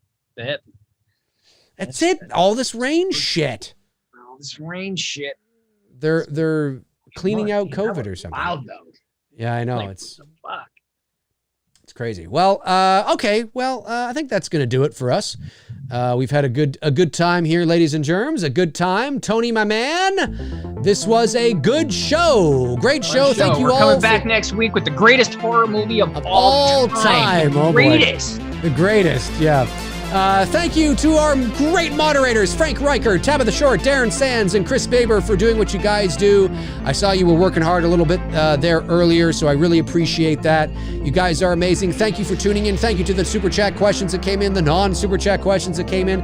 Tony and I will be back next Monday night at 6 o'clock p.m. Eastern Standard Time with the greatest horror movie of all time. Yes, I'm being so serious. There's no satire involved at all. You put that on the title part, too. I should. Greatest horror movie ever. The greatest of all time. You guys are amazing, but you know you are. Have a great rest of your night, and we will talk to you soon. Alrighty. Cheers.